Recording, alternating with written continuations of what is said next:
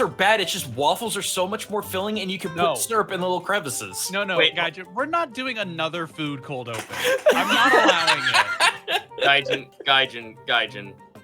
This isn't the Waffle House. We've had many of these. It's a little fucked up that everybody gets their funny little props that they can use, but the second I pull out my didgeridoo, it's a problem. Connor, it's because it's a didgeridoo. Oh wait, Connor, I guarantee you, the moment I pull out the duck whistle is the moment Monty reaches her hand through her computer screen and strangle me. I sincerely doubt it. It's called a didgeridoo, not a didgeridon't. Well, we know you didgeridoo won't because we won't allow it. So I got something.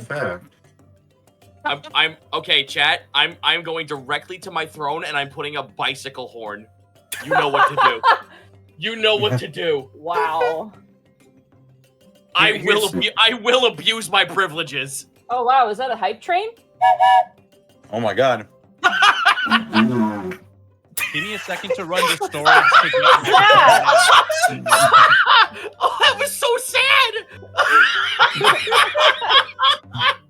Give me a second to run to storage to get my clarinet so I can just. Holy crap! Sometimes my mustache interferes with the didgeridoo. The didgeridoo's a little didgeridoo flaccid there.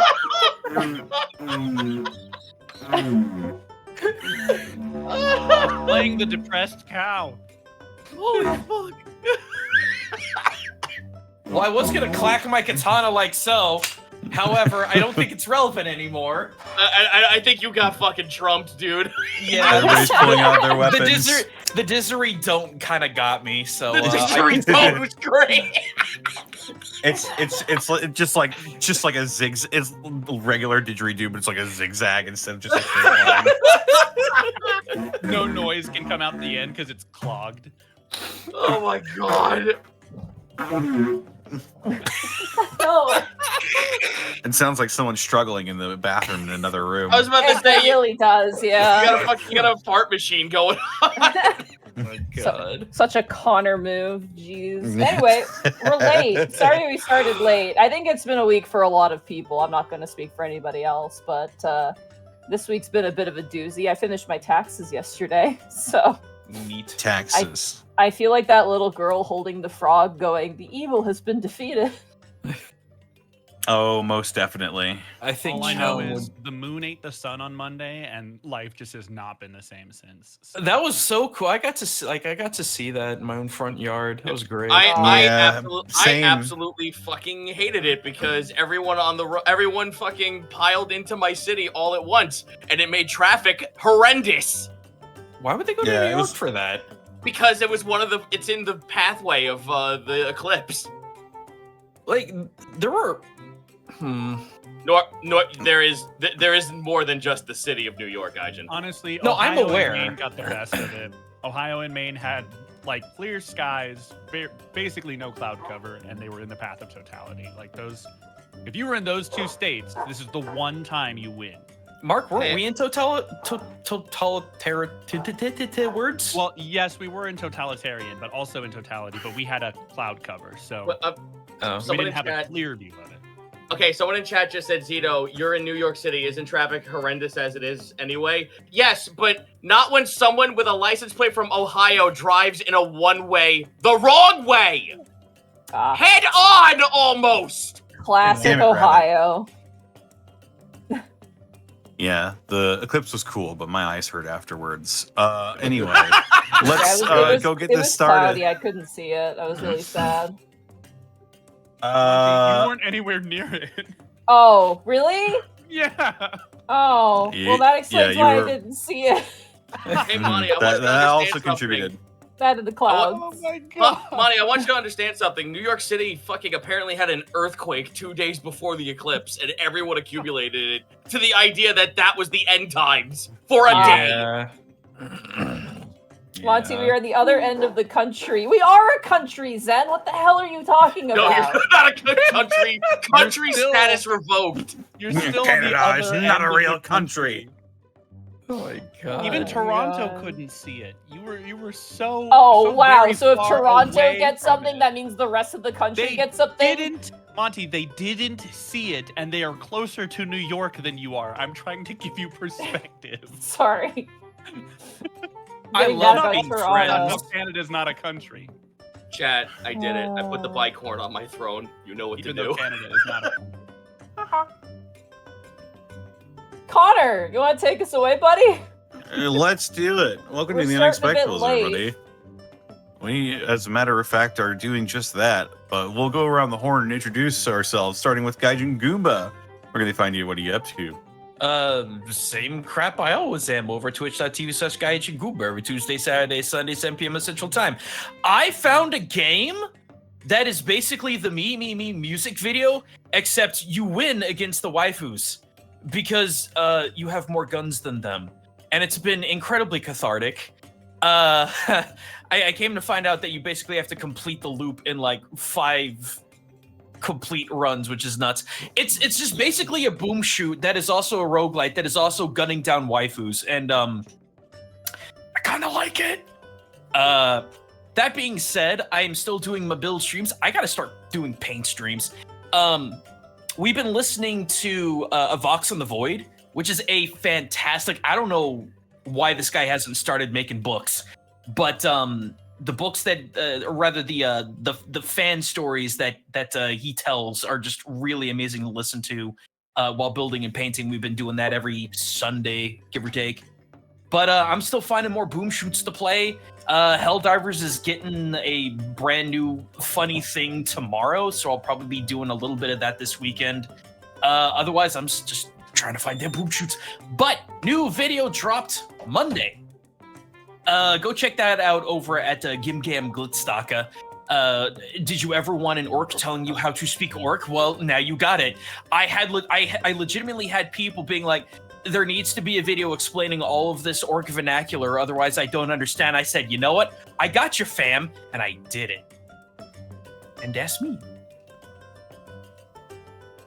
Excellent. Mark Allen Jr., where can they find you and what are you up to? Not sleeping. But you can find me on Twitter and Blue Sky at Mark Allen Jr. here on Twitch at Aeon Protect Gaming.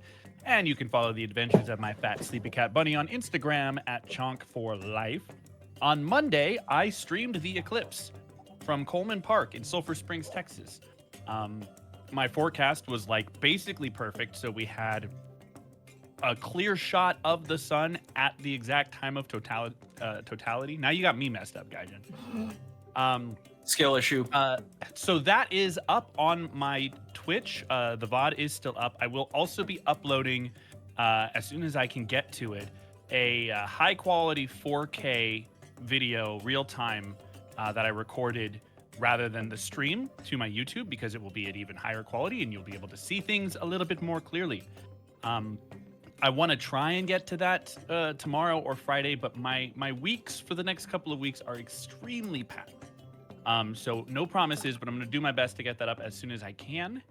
And of course, Sunday, very sleep-deprived version of me will be doing my 3-hour music challenge stream. We'll spin a wheel, and whatever genre we get, that's the music that we have 3 hours to make. There may be some new interesting genres being added to the wheel this week. So if that strikes your fancy, come on by Sunday, 3 p.m. Central Time. We'll make some tunes. It'll be cool. That's it for me. Big excellent. Zito, where can they find you and what are you up to?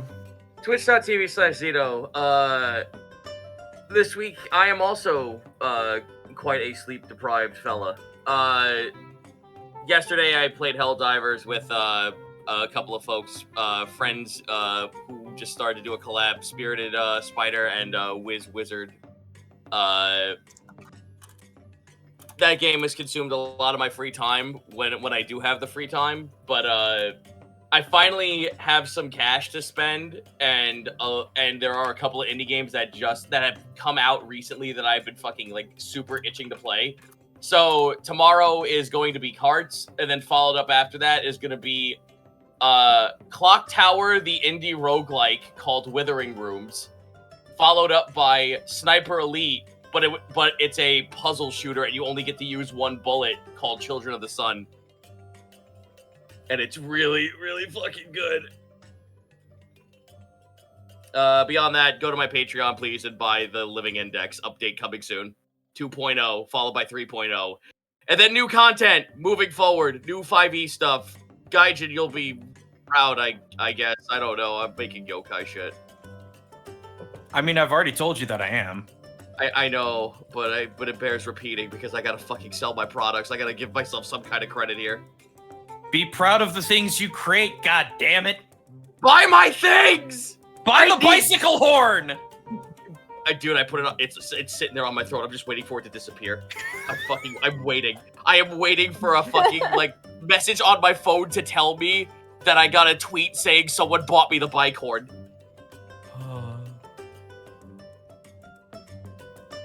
That's me. Very cool. Montaglue, where can they find you? What are you up to? Hi, you can find me. Finished with my taxes, thank God. You can find. Sorry, I'm just living in that post sleep, just oh my God. But you can find me at Montaglue on Twitter, at Montaglue on Blue Sky. You can find me at twitch.tv/Montaglue and at YouTube at Montaglue. Tomorrow should hopefully be some more Dungeon of the Mad Mage. It was a doozy of a session last week. They were fighting for their gosh darn lives. They are currently like 2 spell slots left, knees deep in to get the Yankee Crush. They're now currently being hunted down by dragons. It's bad, but they really want these magical books super badly. So that's gonna be really interesting. It is quite the conundrum, and I kind of love it. It's the ultimate jailbreak and heist experience. So definitely come and check that out. It's been a blast. Last session in particular was pretty amazing. Also, it was a session 69, so nice. And then Friday we're doing more Final Fantasy 14. We fought Leviabetus, as he's known in some places. And I don't know what's gonna happen next, but it's been really, really fun. We've also been introduced to the greatest character ever in Final Fantasy XIV history, which is Hori Boulder, who is my beloved. So definitely come and check that out. Last week we did some extreme dog petting. That was really fun. And we adventured around, so it was really, really enjoyable. There were a lot of Rogadins last session, yes, and it was very good. Also, Shifty Eyes, I just want to give a shout out to people who voted on Arkulf's decision on whether to stick with male Rogadin or male Makote, and literally male Rogadin won by 1 vote, and that was great. It was you. I voted, yeah, I did. You were the 1 vote. I did. Oh, but yeah, you can catch me there. Hopefully Monday streams will be back. I'm hoping to jump back into Mass Effect here because we're doing some side quests. So hopefully we can get back into that pretty soon. But yeah, that's it for me. I can't believe the Rogadin's only server now has 3 whole Rogadins out of 10 players. I know. Yes. Edward Bosco. Where can they find you? What are you up to? You can find me getting lots of sleep and enjoying life over at Ed Bosco VA on Instagram, Twitter, and TikTok, and right here on twitch.tv/Edward Bosco. I just wanted to say WrestleMania was amazing. I want to thank everybody who came out to Wisconsin to see me during the con and then allowed me to go back to my hotel room to watch wrestling. I really appreciate it. Also, I can't believe I feared for my life for a guy from Chicago. The AEW footage is out. It's crazy. Things are happening. Wrestling is good right now, guys. It really is. Come watch some streams tomorrow. We're back to Throwback Thursday. We're finishing up Tomb Raider. Then I'm going to San Antonio for the weekend. I'll be at Riverwalk. So if you're in the Texas area, wherever that, it's a small state. So if you just want to come over to San Antonio and say hi, by all means. Let's see. What else do we got? Oh, yeah. We're back to Halo next week. We did some Helldivers last week, or last night, really, with Zan and Arkolv. So we were doing 8 hours of Helldive, and that was a lot of fun. Let's see, what else do we got? That's pretty much it for me. Excellent. As for me, you can find me on Twitter, Twitch, YouTube, Tumblr, and Blue Sky at Distortion Devil. I stream Tuesdays, Thursdays, Fridays, Saturdays, and Sundays. Gonna be doing some more God of War tomorrow. We're nearing the end. The last God of War stream was pretty was pretty funny. I spent the whole stream doing trials and also shilling and plugging and begging for votes on a popularity poll that had no other meaning, and nothing else happened. Nothing else happened. But it was a pretty funny, legendary stream. Up there with the piss trough Deus Ex the Fall stream. But yes, doing more of that. Also gonna be doing the usual fare. Friday we're gonna be playing some what's that funny game that all the kids are playing nowadays? The one where you record yourself going through haunted houses. Content. Oh, content Something? warning. Phasmophobia? Helldivers. Yeah, it's content warning. Lethal Company modded. I mean, it basically is. Gaze probably going to be doing that on Friday. Yeah. Also doing my whole homebrew content on the DMs Guild as well. Be sure to look out for that. Slowly working on some stuff for that, but yeah, got a lot of irons in the fire right now. I need to take care of them one at a time. But that's about it for me. This episode was brought to you in part by Die Hard Dice. Die Hard Dice. Die Hard Dice. That's hey, right. You did it that time. Hey, we heard you. Is that what you've been saying this whole time? Oh, Just geez, had the to dogs, not Connor. put any feeling into it. Well, I can't control them. Die Hard Dice is your one-stop shop for dice and dice accessories. And if you head on over to dieharddice.com, use the code Unexpectables. You can save 10% on your order when you shop at dieharddice.com. I have it on good authority that the Lies Aspect dice will be back in soon.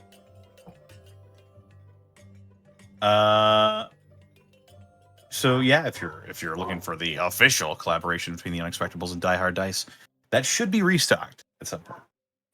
Also, if I may jump in here for a second. Yeah. Jeez, I might want to mute for a second. Also, this is gonna be wild. Somehow, Unexpectables has gotten themselves a second sponsorship. Huh? We are being sponsored for the month of April by the Wandering Tavern that is being kickstarted right now by Homie and the Dude. There's currently a link that we just put, I believe, into Twitch. If not, there will be one. I will post the link here. Oh, yep, there it is right there. If you contribute to this Kickstarter, we get a little bit back, which is really nice. But the Wandering Tavern is essentially a sort of, it's a settings agnostic, like, flying city that you can place in your homebrew campaign or any sort of like sky-based campaign or any campaign in general. It comes with a bunch of drawn maps, NPCs, plot hooks, conflicts. There's also some magical items as well, tons of downtime activities as well. And it seems really, really well thought out. It is sort of Ghibli inspired, kind of like Howl's Moving Castle, but like flying wise. It personally reminds me of Skies of Arcadia because I'm a sucker for Skies of Arcadia. But it's very, very cool. And it was very nice. Tom approached us from Homie and the Dude, and they were super awesome. And they very organized as well. This is not their first Kickstarter that they've done. They also have their own content that's available, I believe, on their website, which we could find and link maybe next week. But if you guys want to check it out, maybe send in a pledge, be super cool. And thank you so much for Tom for reaching out to us and asking to sponsor us despite our silliness and you know, how kind of informal we are, but it's really cool. Yeah, 7 illegal trades, yours to own. Crimes are for sale. Yeah, so yeah. Definitely check it out. It's just really cool. And I asked a bunch of questions and they were super quick to respond. Their communication was really good and they seem to have a very good track record with their other releases. So yeah, jazz hands. You have to say jazz hands because we're not on video. So Yeah, exactly. Yeah.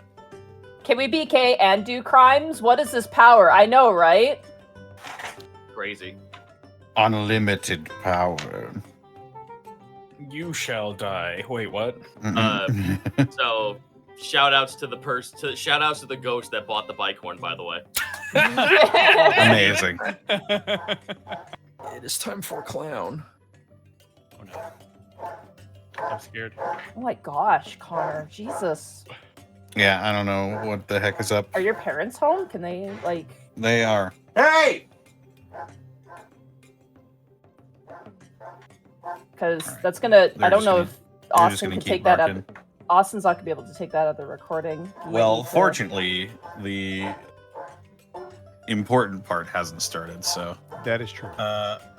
This episode is also brought to you by our store, our spring store. You can get all sorts of designs that can basically be turned into whatever you can think of, be it apparel, stickers, mugs, water bottles, you name it. Hang on. Sick. We currently have our newest release, the Wark Out shirt as well. I was about to ask about that. Yeah, we should probably get some new designs coming in now that we're kind of into the... Jesus Lord. Yeah. But you can have the workout on a shirt, you can have it on a mug, you can have it on a water bottle. There's all kinds of things. Crazy. You can put on a tank top while you work out. But I just worked out. Nice. we should get some new designs, honestly. We should. I had a few ideas for it. Should get a But gateway nevertheless, we should get a gateway shirt. But Kinda you know Prince what? Division We also shirt. couldn't do. We also couldn't do this week in, week out without bits and subs from viewers like you, Go. Yeah. such as Dr. Dant Memes PhD. Thank you for the 37 months. Vegan and Orvius, thank you for gifting a sub to Gaijin Goomba. Yeah. Yo. Night of Snails, thank you for the 26 months. I'm back. Bolder Than Thou, thank you for the brand new Prime sub. Draco Choji, thank you for the... Thank you for the 49 months. Ace Bounty, thank you for the 33 months. Shell Hearts, thank you for the 3 months. SSF Shadow, thank you for the 36 months. Earliest Bread, thank you for the 49 months. More Thrandor, thank you for the 100 bits. Mega Waffles, thank you for the 13 months. Emerald Bandit, thank you for the 43 months. Burnout Vaughn, thank you for the 49 months. Tribal Born, thank you for the 1,000 bits. Death Destroy, thank you for the 37 months. Messenger of Chaos, thank you for the 28 months. Maid Hercules, thank you for the 16 months. Zanuk Mizana, thank you for the 16 months. Impact Frame, thank you for the 500 bits. Impact Frame, by the way, made a fantastic animation. Yeah, we were gonna mention that. yeah. It sucks that we can't like put up animations on our fan art showcase, but Impact Frame, that animation was insane. If you guys haven't seen it, I believe it's in the fan art channel of the Discord. I believe it's on their Twitter as well. But it's so great. And it's so accurate too. They've got several great Unexpectables animations, as a matter of fact. Overlord Cornut, thank you for the 48 months. Zenlita, thank you for the 100 bits. Ran Cossack, thank you for the 49 months. Venmaru Karos Corwin, thank you for the 35 months.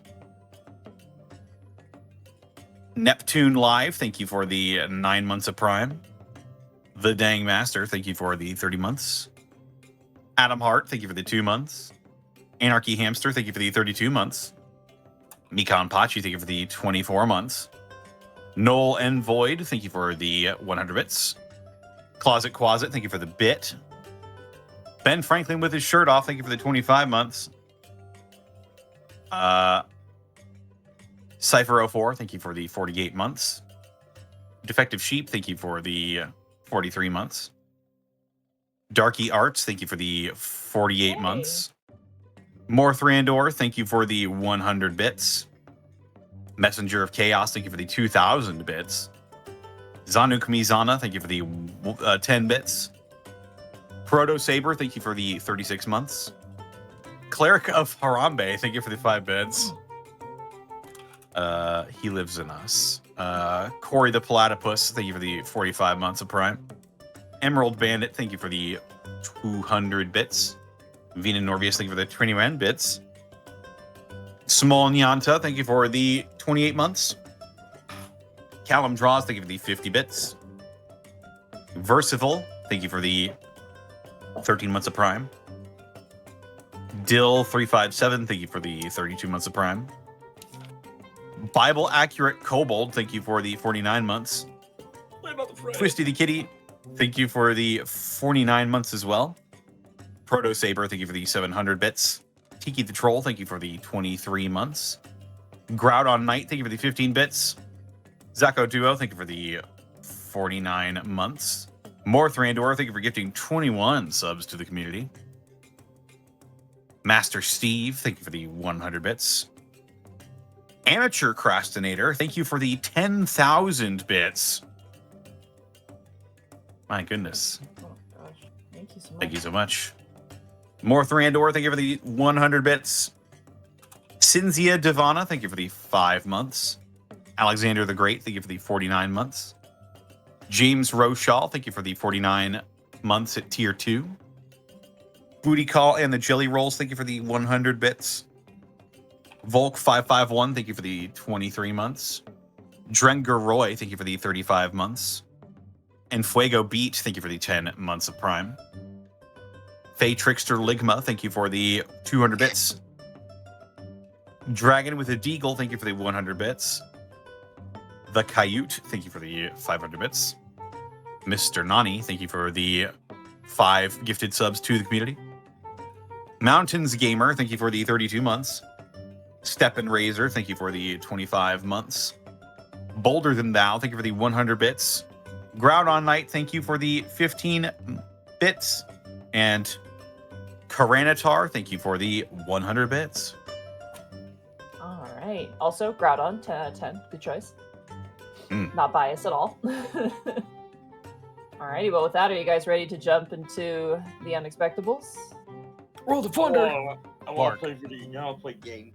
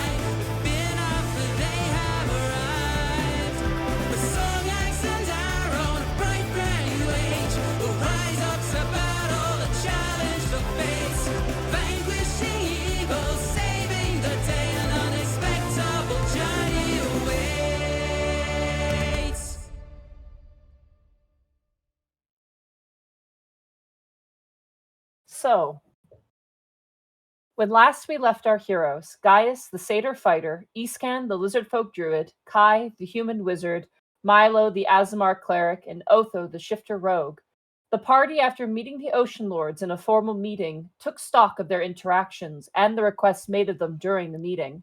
After some tense interactions post-meeting, the party met up with the outsider, who was visiting an old friend of Lannon Strongmore, a trade baron of tin and iron who has close ties to dwarven traders to the west.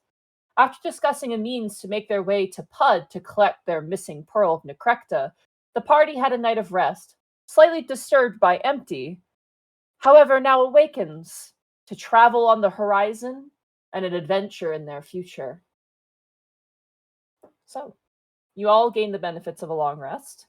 Hooray! Oh, thank goodness. I was really worried. I used a whole spell slot.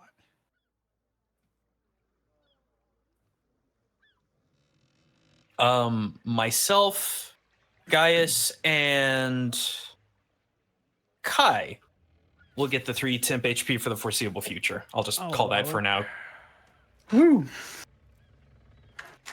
One day, Otho and Eastken will once again. What are you talking about? Like you didn't in the first fucking half of this campaign. I don't want to hear that. You lizard boy.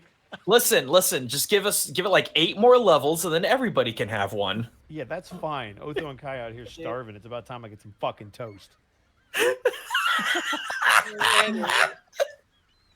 I think Otho would already be up by the time Milo gets up for his morning prayers. I don't know. Do you not like sleep? That's a joke. That's a joke, lads. I'm asleep. Go to bed. That's a joke. It's fine.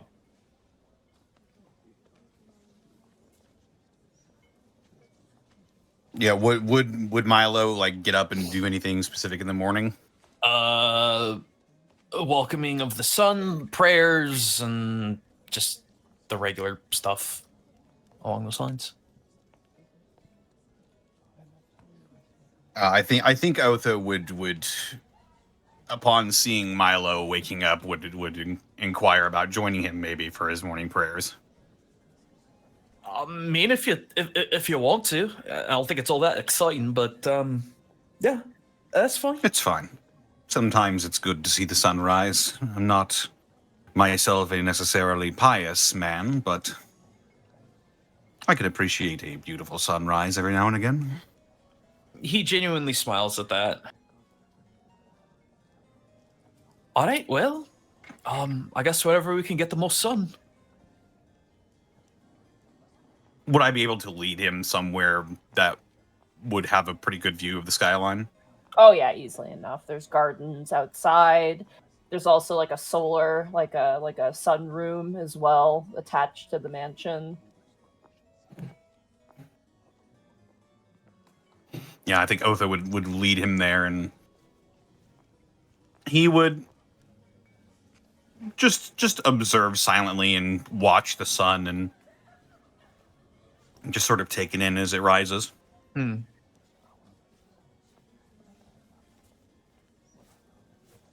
After Yeah. Mhm. No, go ahead. You good? When Milo finishes his daily morning prayer, I think Otho would approach him again. Okay.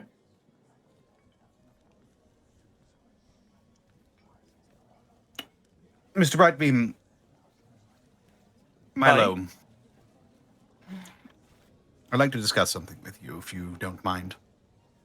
That's fine. We've known each other for less than half a year, I believe. I think that's In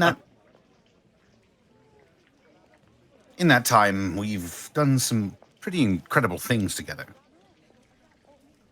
Aye.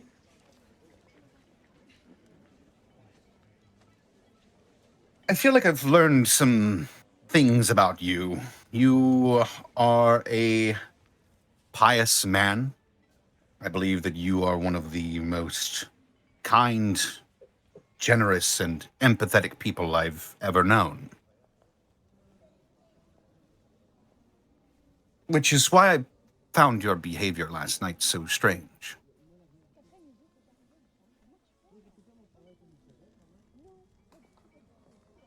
I understand that we've spent comparatively little time with Empty. We know startlingly little about them, other than that they apparently are a whiz with a kitchen knife. They don't eat hot food. They feel the need to sleep in a hole. They are very, very different from us in many ways, and yet they've only ever been an ally to us. So when I hear you accuse them of being an agent of Noct, I'd very much hope that you have some good reasoning behind it. You know, it's interesting.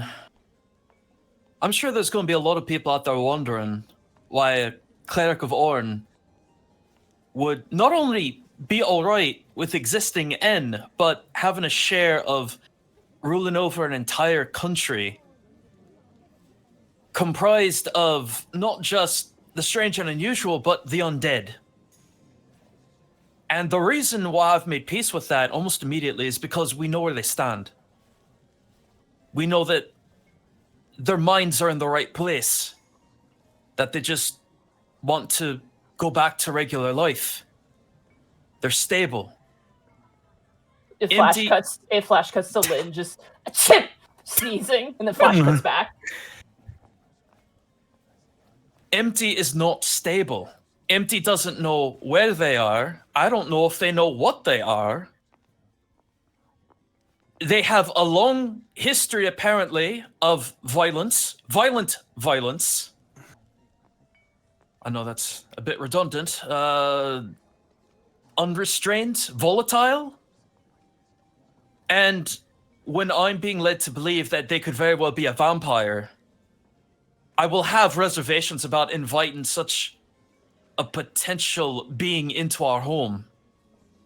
That's the difference, Otho. We know where they stand. We don't know where Empty stands. We don't even know if Empty realizes that this is the real world. It's not safe.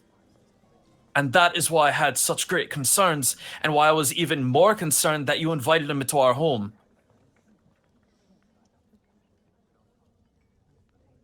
I know better Milo, than to... we have in our employ a nearly insane gargoyle, a dead woman, a dragon that has been under mind control for possibly thousands of years, and Oberth and Gherkin. It snap cuts to Oberth and Gherkin setting up a bear trap, and then they sneeze, and the bear trap snatch up. They're like, "Oh shit!" and it flashes back. And which one of them has attacked an innocent randomly, Otho?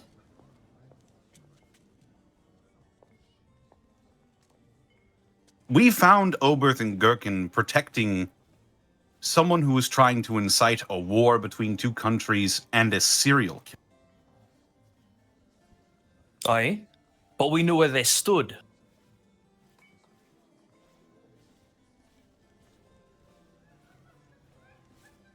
They weren't delusional, Otho. They knew what they were doing. They needed money. We provided more money. And now they're with us. We know where... All these creatures, we know where they're coming from. We know their backstory. We know why they act the way that they do. We don't know why Empty acts the way that he does. That's dangerous in my book, Otho. Especially if it's potentially a vampire. I may have a bit of a bias based on who I am, what I am, and where I grew up. But I will not see my home endangered unless I know exactly what we're dealing with. And we don't know what we're dealing with Empty.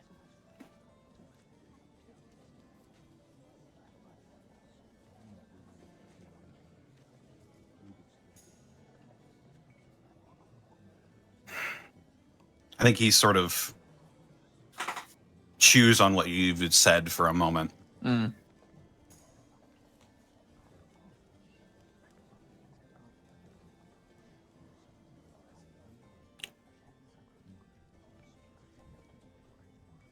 Mr. Brightbeam, I get what where you're coming from. Honestly, I do.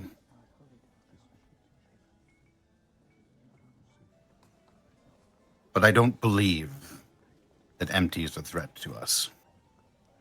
And what evidence do you have to back that statement? He asked that genuinely. He's not like trying to sass. He literally just really wants information. Have you spoken with Empty at all? I've tried. Sometimes it feels a bit of a fool's errand, but I've tried.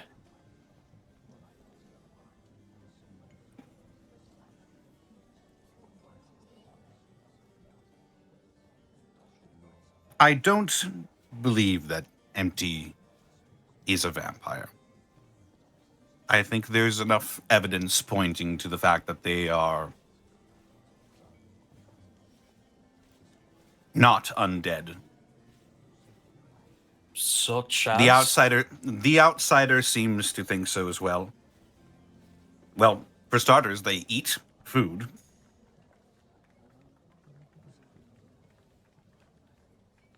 All right. They've been in places without needing permission before.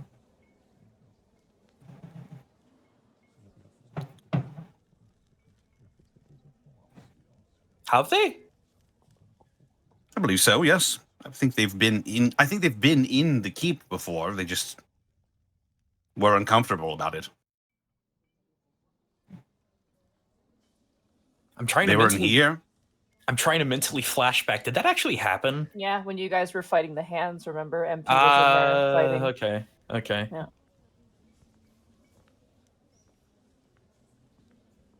Whatever magical threshold prevents vampiric undead from intruding into one's domain does not seem to affect empty. It just makes them uncomfortable. Perhaps it's something about the way they were raised or brought up, or something about their teachings. I can say that the evidence is pointing away from them. Certainly less so than towards. All right, well, I can agree with that assessment. They're not a vampire, but they're still very unstable, and that worries me.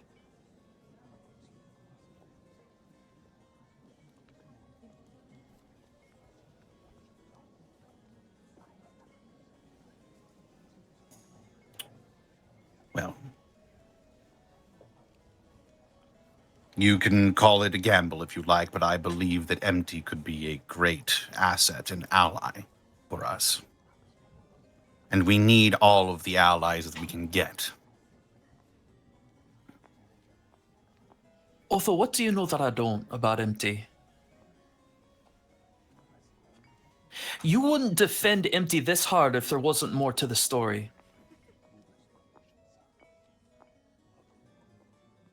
He stands up a bit straighter and he cocks his head, trying to think of how to word this. I've spent much of my career reading people. Be it their body language, the way they carry themselves, the things they say, but the things they actually mean. When Empty asked if they could enter the keep, it didn't seem like they were trying to goad us into saying yes. It didn't seem like a nefarious thing. In fact, it seemed like merely asking us was them taking a risk.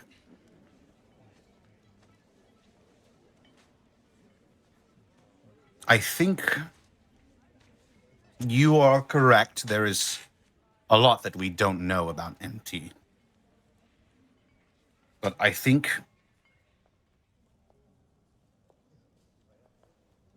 it's worth exploring.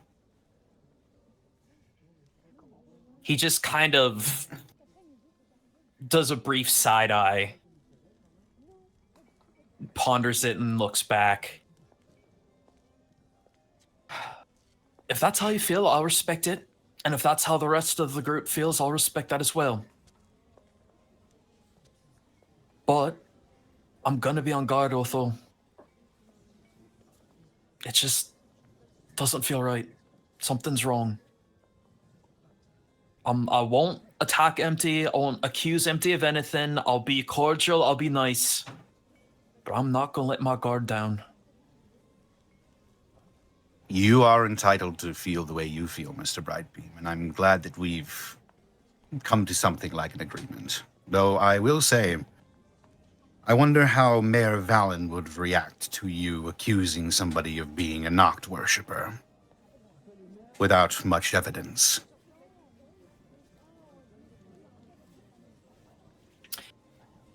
For a moment, he was looking at you with a pleasant understanding of, okay, we understand each other. And as soon as you say that, all of that is gone. There is anger, there is hurt, and he just walks away. As you walk out, Milo, you see Jives currently like, oh, good day, sir. We are serving breakfast in the dining quarters. Oh, sounds lovely. What are we having? French toast, my lord. What's French? Parrot and toast, my lord. Didn't we do this in campaign 1? This exact scenario.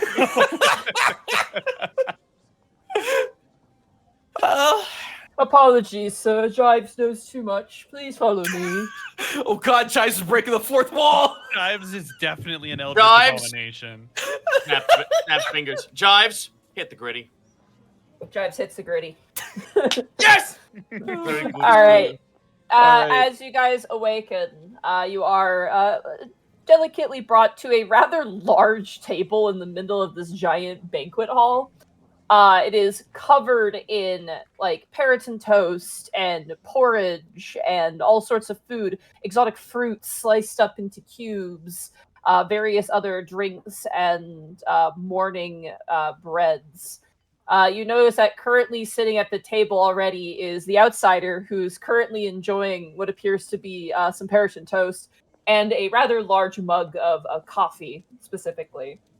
Empty is sitting next to them, fingers kind of intertwined, just kind of like sitting kind of awkwardly at this dining center, not really partaking of much of anything as you all enter. You see Lord Lannon Strongmore currently wearing essentially like a house coat, like a really nice red velvet house coat with like a black and gold trim sort of like embellishment to it. It's like a smoking jacket, but like, you know, a robe. And as you enter, immediately Lord Lannon goes, "Oh, good morning, everybody. I take it your sleep was a pleasant one." That's probably one of the better sleeps I've had. Oh, good to hear it. I told you the new beds are quite excellent. And the outsider kind of turns and goes, "A little bit rough on the back. You do realize when they get a little bit too comfortable, they can cause some problems." He's like, "Oh, shush you. You keep sleeping outside. You're going to get used to the rocks and the gravel. A bed now and again wouldn't hurt you, especially coming up on your age." And the outsider just kind of chuckles and kind of waves towards you all and goes, "Come enjoy the food. It's amazing. It smells good and tastes just as good." As Iskan approaches and sits down at the table, he's kind of looking around the room and noticing how far away from the walls we are. Yeah, it's really weird.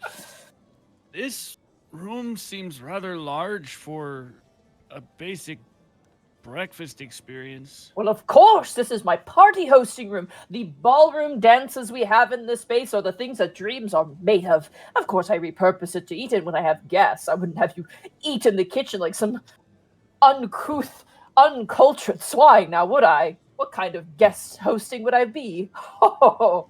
Meanwhile, Gaius is over in the corner doing the fantastic Mr. Fox, like, ravenous animal eating animation.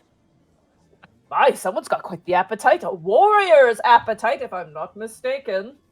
Yeah, just like looks up with that with like a fucking French toast sticking out of his mouth. Thank you. Downs orange juice. there's like pictures of orange juice. There was a pitcher of orange juice. Fair enough. Gaius ate the whole thing. Pitcher and all. Glass and all? Holy shit! You guys partake in some breakfast? Absolutely. Oh, heck yeah. As you guys partake in some breakfast, you don't have to write off a ration for this day. This is a very hearty, full breakfast. Yay! Various foods, foreign and local. There's a great assortment of drinks and beverages. There's coffee, tea, There's also like some kind of like spices and cinnamons and things like that you have never experienced before. It's very lavish, but it's not very like, it's not like, oh, look at me, I'm rich. It's more just like, hey, I have these things, enjoy them because I have them, and why not? Notably, the outsider enjoys a couple cups of coffee, and he just kind of seems to idly eat. Empty doesn't know how to use a fork and is like really struggling to like pick up things. They're kind of using it like a scoop. Like they're gripping the whole fork with like their fists, and they're like scooping to like try and eat things. This is Beauty and the Beast. Do I see that? Are they in fact partaking in the hot food? They're attempting to.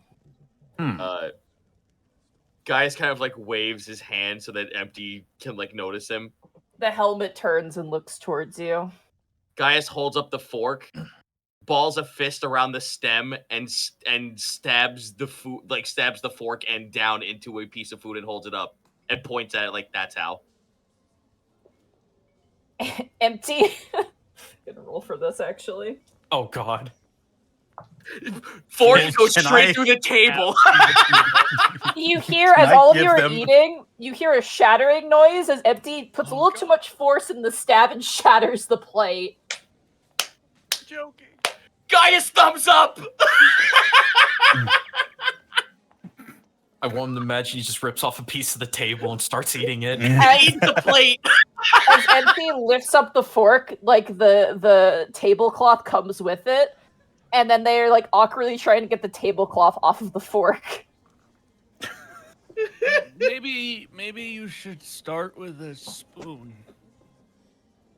Empty looks at you. You can't really read an expression, but goes, "What is a spoon?" Isken will grab a spoon and hold it up. Does the same thing with the spoon. They take it and they begin You said to there's like porridge, right? Yeah, there is. He'll kind of scoop some porridge into like a smaller bowl for an individual serving, and then pass it their way. All right, they take it, and you watch as they like very awkwardly try and like figure this out. You watch as the spoon like disappears like underneath the helmet, and then some of the porridge just plops back onto the table, and they just kind of sit there, and you're not sure whether or not they're eating it or not, but they're going through the motions. Holy shit! It's like a reverse saucepan. God. So it doesn't look like the food is actually being eaten? It's hard to tell. Like, they're getting it underneath the helmet, but then it's kind of sliding down the spoon and then ending up back on the table. So there's some attempts there, but it's a messy affair. Can't help but think of Kier. Isken's gonna do his best to be privately invasive. Can I? I'm sorry, huh? I would like to do a perception check to see if I can sneak a glance under the helmet. Okay. Bro, I'm Go gonna use ahead. that one.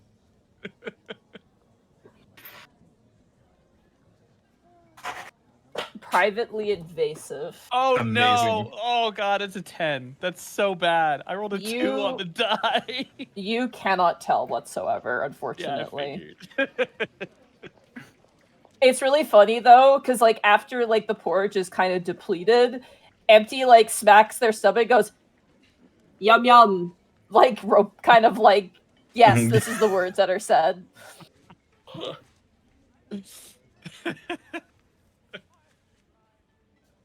Empty then gets up and turns towards Len and Strongmore and goes, "Can I go visit Celestina now?" And Len and Strongmore goes, "Oh yes, of course. She quite likes you." And Empty kind of does like a polite nod and then kind of turns towards the rest of you and kind of nods too, and then kind of scampers off. What a scamp. You watch as Lord Lannon kind of adjusts in his seat and goes, "Have you all decided upon what way of travel you would have? I have my current captain of my vessel, who is awaiting to hear word of your want to travel with them to Ironkine and Basalt Rise."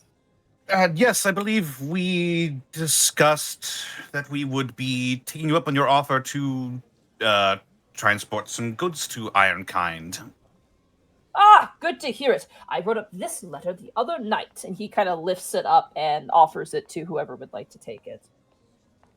I inquired, so I'll take it. Also inventory item.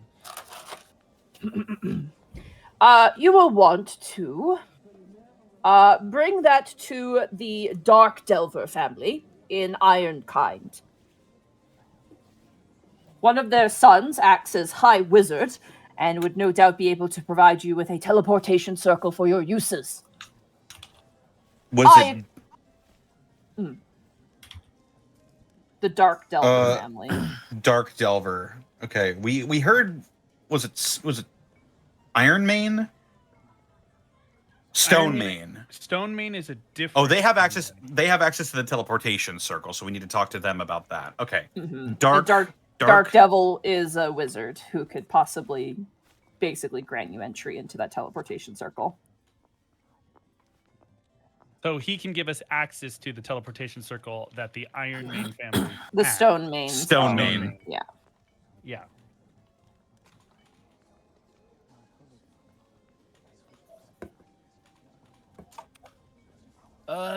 Just for safety, would it be possible to meet with your ship's quartermaster to go over the stock? Oh, that's our business, of course. We will go over that. Your job will be to defend the stock, but I can introduce you to Captain Kina if it interests you. Oh no, guys, we're transporting unknown goods. It's fine. It's Cancun all over again. Okay, you know. God damn it. Yeah. All right. Yeah. All right, well, let me give me a moment to get dressed, and I will meet you back anon. And you watch as he steps away to go get dressed. And the outsider kind of turns and goes, I'll head back to Eastonvale and let Lynn know what's going on, as well as looking into your mercenary thing. All right. Oh, it's nice meeting you again, of course, every time. One of these days I should join you and just go on a bit of adventure, really get the youth back into me. Out of curiosity, outsider, how did you get to Martorello? Which path did you take? I came from Tatalong, actually. I spent, I think, 5 or 6 years in Tatalong Jungle for a while. Oh. I actually meant from Eastonvale, but that's really interesting. Oh, I took the southern road. Did you happen to pass by the bridge between Applebottom Fields and Quincunx? Oh, you mean the bridge that has the towers kind of built side by side? The one with the goblins? Yeah, they built some towers on each side of the bridge. Oh my They god, called they have them- infrastructure now. They called them the toll towers. Holy Ramshackle, shit. but, effective. They asked for 5 gold to pass. I gave them 5 copper, and they didn't seem to tell the difference, so... Ova just kind of shakes his head. Dude, that rules. Why do you ask? Well, in talking with the Ocean Lords, I kind of got the sense that they weren't exactly happy about that arrangement, and they suggested we take them to guard one of our forts instead. Huh. Not a bad idea. I mean, Otha, are you okay with the goblins? I know you have a bit of a history. Otho just kind of shrugs. They seem amenable to working with us and keeping the roads safer, at least, so I don't see why I would have much of a problem with that. They've rescinded their criminal ways, so... Well, on my way back, I'll see what I can do. I'm pretty good at laying on the charm, but not usually for goblins. He takes a swig of coffee. You might check with Gaius. He was pretty convincing in the first place. That's how we got here. Guys, do you have any advice for these goblins? Gaius thinks for a minute. Well, they seemed very responsive to mundane... Well, yeah, just positive reinforcement through mundane items.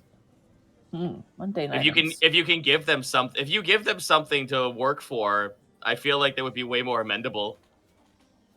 You watch as the outsider kind of thinks. So you can see like the little light bulb moment. He goes, I think I know what I could use.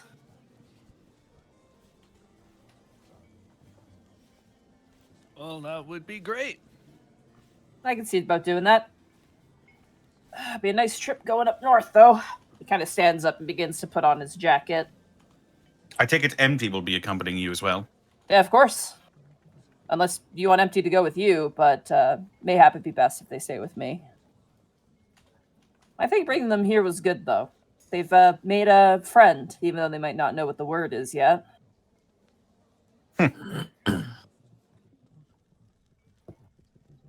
Lord Landon Strongmore's daughter, Celestina, has always been notoriously shy.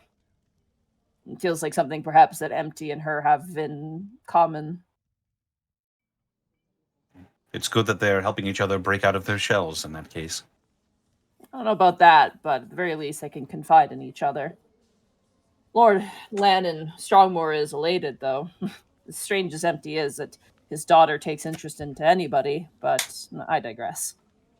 I think it's good. And thank you again for having patience with them. I know I haven't really been outspoken about it, and I'm sure it goes without saying, but it feels as though Empty might have a history, some sort of dark history. They seem like someone who's in trouble, and I don't know, maybe it's selfish of me, but I would like to help. Certainly. Do they ever ask you permission for things? They did early on, yeah, all the time for everything, but they've slowed down now. I assume that they've asked similar of you. Yeah, it's just last night they asked if they could enter the keep. See, I told them it believe would be they- fine, but there's something about this sort of due course. They have to ask. It's strange. They stopped believe they've asking me been- things a while ago, but there's an occasion where they want to. Not because they think they need to, but because it puts them at ease. It's strange, to say the least. Otho will nod in understanding. Like, yeah, that makes sense. I tell them it's fine, but they just simply don't believe me. But I don't think there's any malice behind it. It just feels like, I don't know, it sounds so dark, but it feels like survival, and I can't quite make sense of it. There's this desire to ask questions, but that in itself is dangerous. These sorts of things are better left to be spoken in their own time. You can't force someone to open up. It's a very vulnerable state to be in. I think Otho is just nodding this whole time. Well, at the very least, it's good to see them trying. Yeah, it is. Baby steps, but, patience, of course. Are you concerned at all? He kind of listens, Do you have any reservations? I genuinely thought you were going to say he looks at Otho, and I was going to say, how? No, he's kind of He looks at standing. Otho. He's actually looking at the wall. It's interesting because shit, his you can't see head him. isn't facing you, but his body language is absolutely facing all of you. Like there's still that Sure, engagement.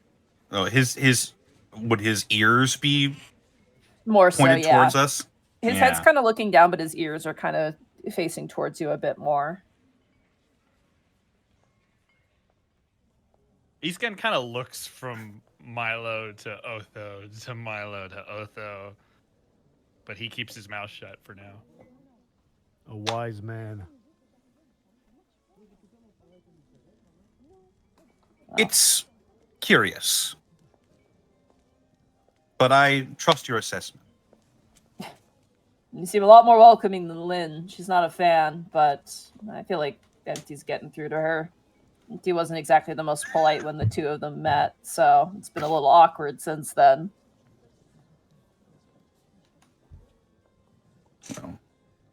All things with time. Indeed. Anyway, Once Lord Landon comes back, I'm going to say my farewells. Good luck with your venture. A boat ride is sure to build some character. And Ironkind. Oof. Good luck. It's a lot of dwarves. Oh, I've been around dwarves. Anyway, Lord Landon comes back and enters the room and goes, "Oh, are you leaving?" And the outsider goes, "I'm afraid I need to head back. I got some stragglers to pick up on my way home. And I need to do some shopping as well for some materials to make that transition a little easier." "Oh, of course, of course.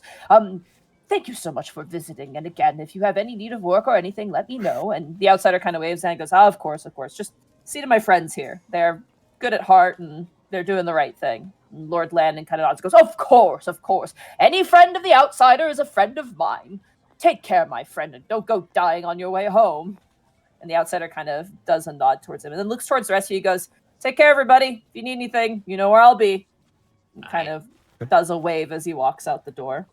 Hope to meet you soon. Farewell.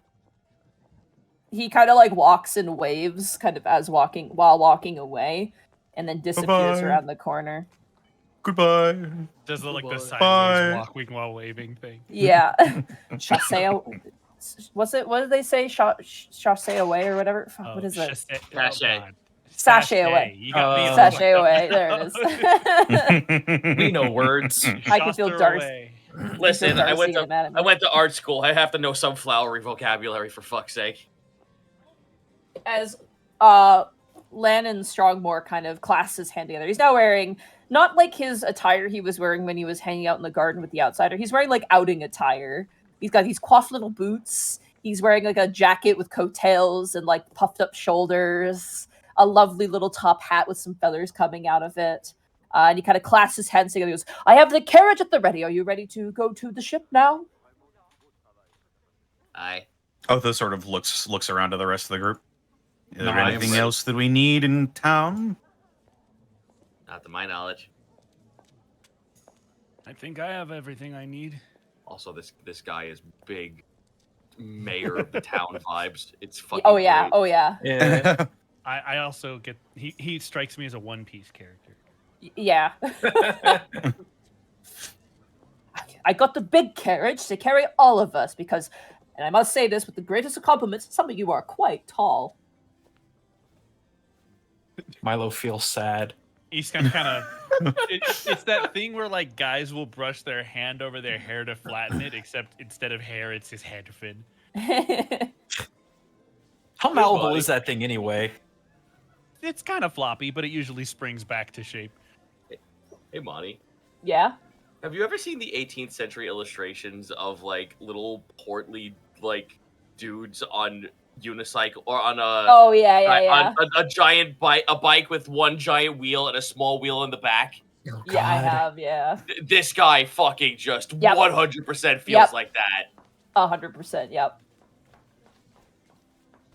As you make your way kind of out of the house, assuming there's something else you want to do or grab, I'm you good. guys collect yourselves and make your way out of the house. You notice, like, as you leave the mansion, probably E-scan with your high passive perception, as you kind of look behind you, you notice that window that, like, was kind of collapsed shut really quickly. You currently see kind of peering out of it as empty, actually. Do they appear And- to be alone? Roll a perception check. Uh-oh. Oh shit. The hordes of the damned stay on the balcony with them. That's better. 25. Ooh. You notice as Empty's kind of looking out the window, they do like a little bit of a wave, but it's like really kind of awkward. Like, I am waving. You notice that there is a young girl behind Empty, probably like 18 years old, probably 18 or 20. And she hurriedly goes to the window to close it, but Empty kind of raises a hand, and you can assume that they're exchanging words. And the girl kind of looks nervously out to the crowd of you and catches your eye, E-scan. She doesn't look like anything like her father at all. She's got like really beautiful black hair that's tied up really close into a bun, and she's wearing a very pretty dress.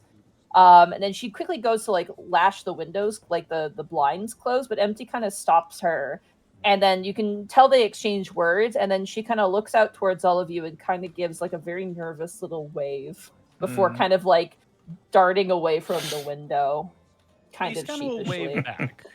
Yeah, just wave back. Very, very casually, not like making a grand show of it, but just a very, polite wave back. MT waves back. And as you guys find yourselves outside of the gates, you see a rather lavish and large-looking carriage. It makes Osimir Harlan's carriage look like a plebeian's carriage. Oh. Damn. This thing is like triple the size. It's very large. It looks like it could fit about 8 people. And God. it is being drawn by 2 large, pure white draft horses. Oh. Much pomp, no circumstance. How much horsepower did these things have? 2. Okay. And how big are the wheels? Pretty big, actually. Careful, Mark. You're treading dangerous territory. I was here. about to say, Mark, Oh, do we need fuck. to break down the different breeds and species and sizes of horse to determine what is actually a horse and what is Somebody get more a than muzzle one for horse? I'm Oh. just having a good time. I don't know what the problem is. The outside of this carriage is like pearlescent white with like gold trim. And the inside is like purple velvet and silk.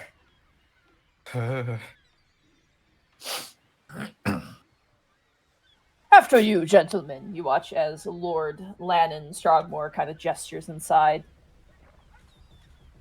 Milo like tries to wipe his feet on something because it just feels wrong to not before going in.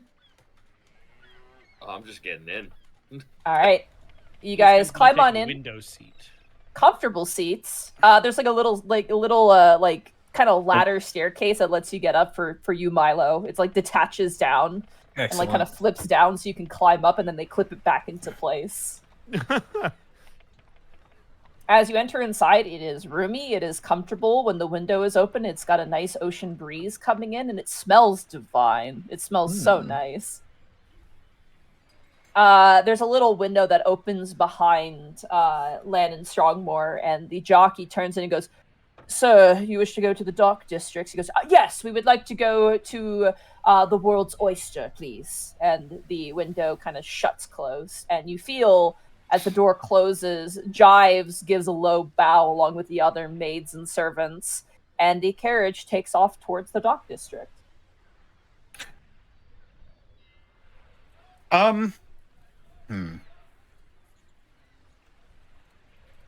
As the... Sorry. Oh, no, go ahead. Could I do a like a perception check to see if I can see Winterwit anywhere? Go ahead, yeah. I'll just remember something. Perception is...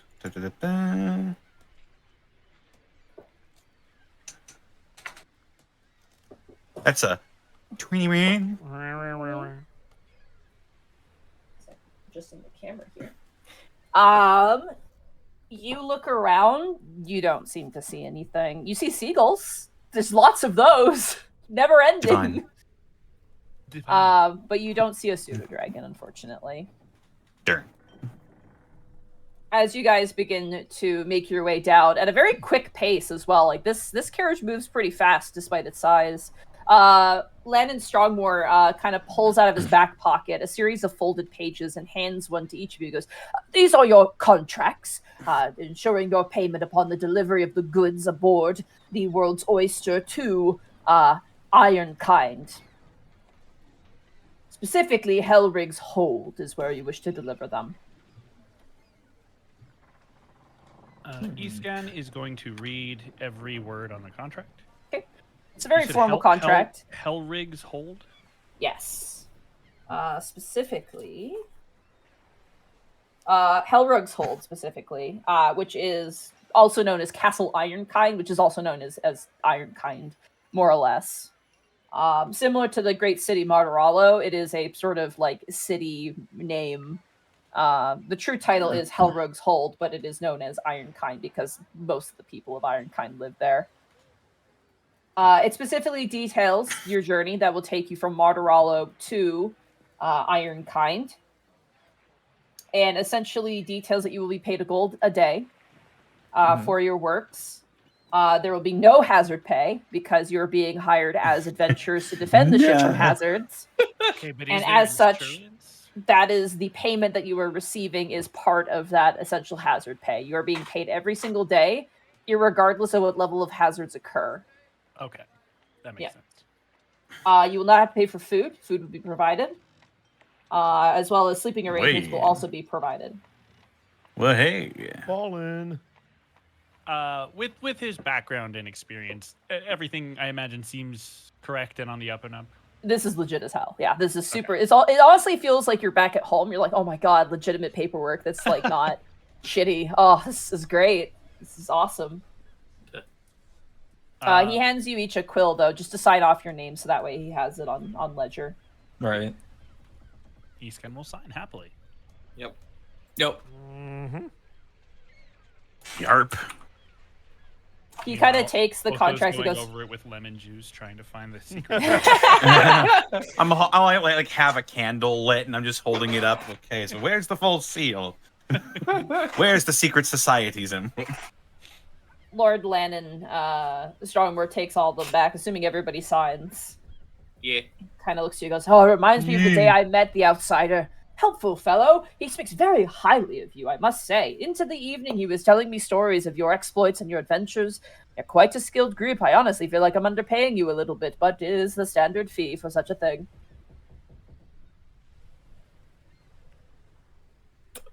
That's fine. Aye. Sir Remind me- Outsiders. He didn't oversell us. Oh, he saw. The Outsiders' words are kind. He mentioned something about stopping a curse of trees, fighting an undead druid, fighting many undead creatures, as well as encountering very many of beasts. It's quite impressive, to say the least. When you get the time, you should ask that old man about how we first met. He can tell you about the ghost he took out of my opera house. That is quite the tale. A ghost in an opera house.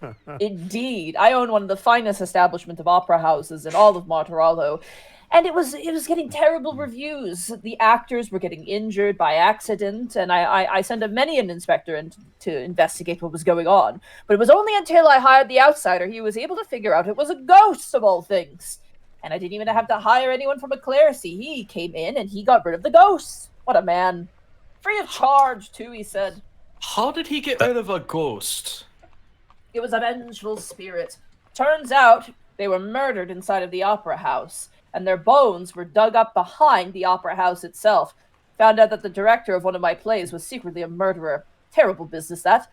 Arrested by Osimir Harland and his men, has been stored there ever since. Hired a new director, things have been better, and it seems the spirit was put to rest, which is all good. It's a long tale, but it is quite the interesting one. The outsider sounds did like it free something- of charge. It sounds like something Bards would write a play about itself. And You know, we're Otho working. will turn to the camera. We're working on that, We're actually considering, but at the same time, the next of kin, we don't want to disrupt, their mourning at all. Of course, of course. A young And man by the royalties name as of well. Lloyd Andrew Webber is working on something just now.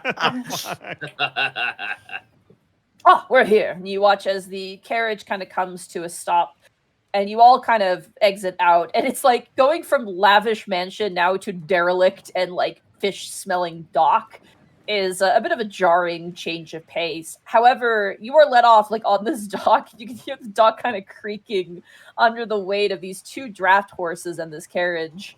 And you find yourself stepping out right in front of a rather large ship vessel. It's a lot wider and girthier than the other ships that you have been on thus far.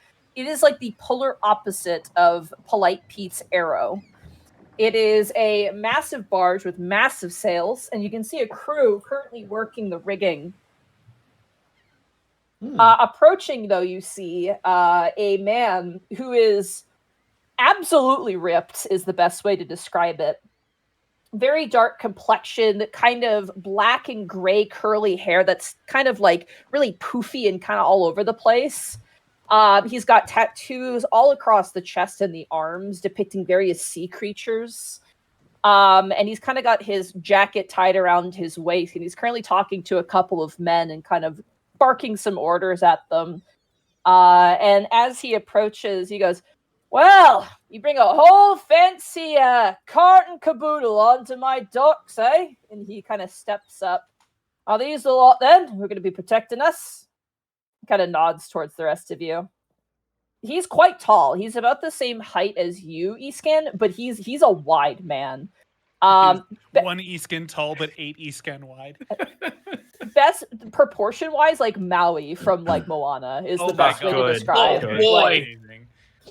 Like he is very experienced looking. You know, he's got some scars on his face and things like that. And his hair is like all poofy, but it's kind of tied in the back. You notice there's actually a ponytail running down the back. It's all just more poofy hair. And he kind of like extends a large hand out to all of you.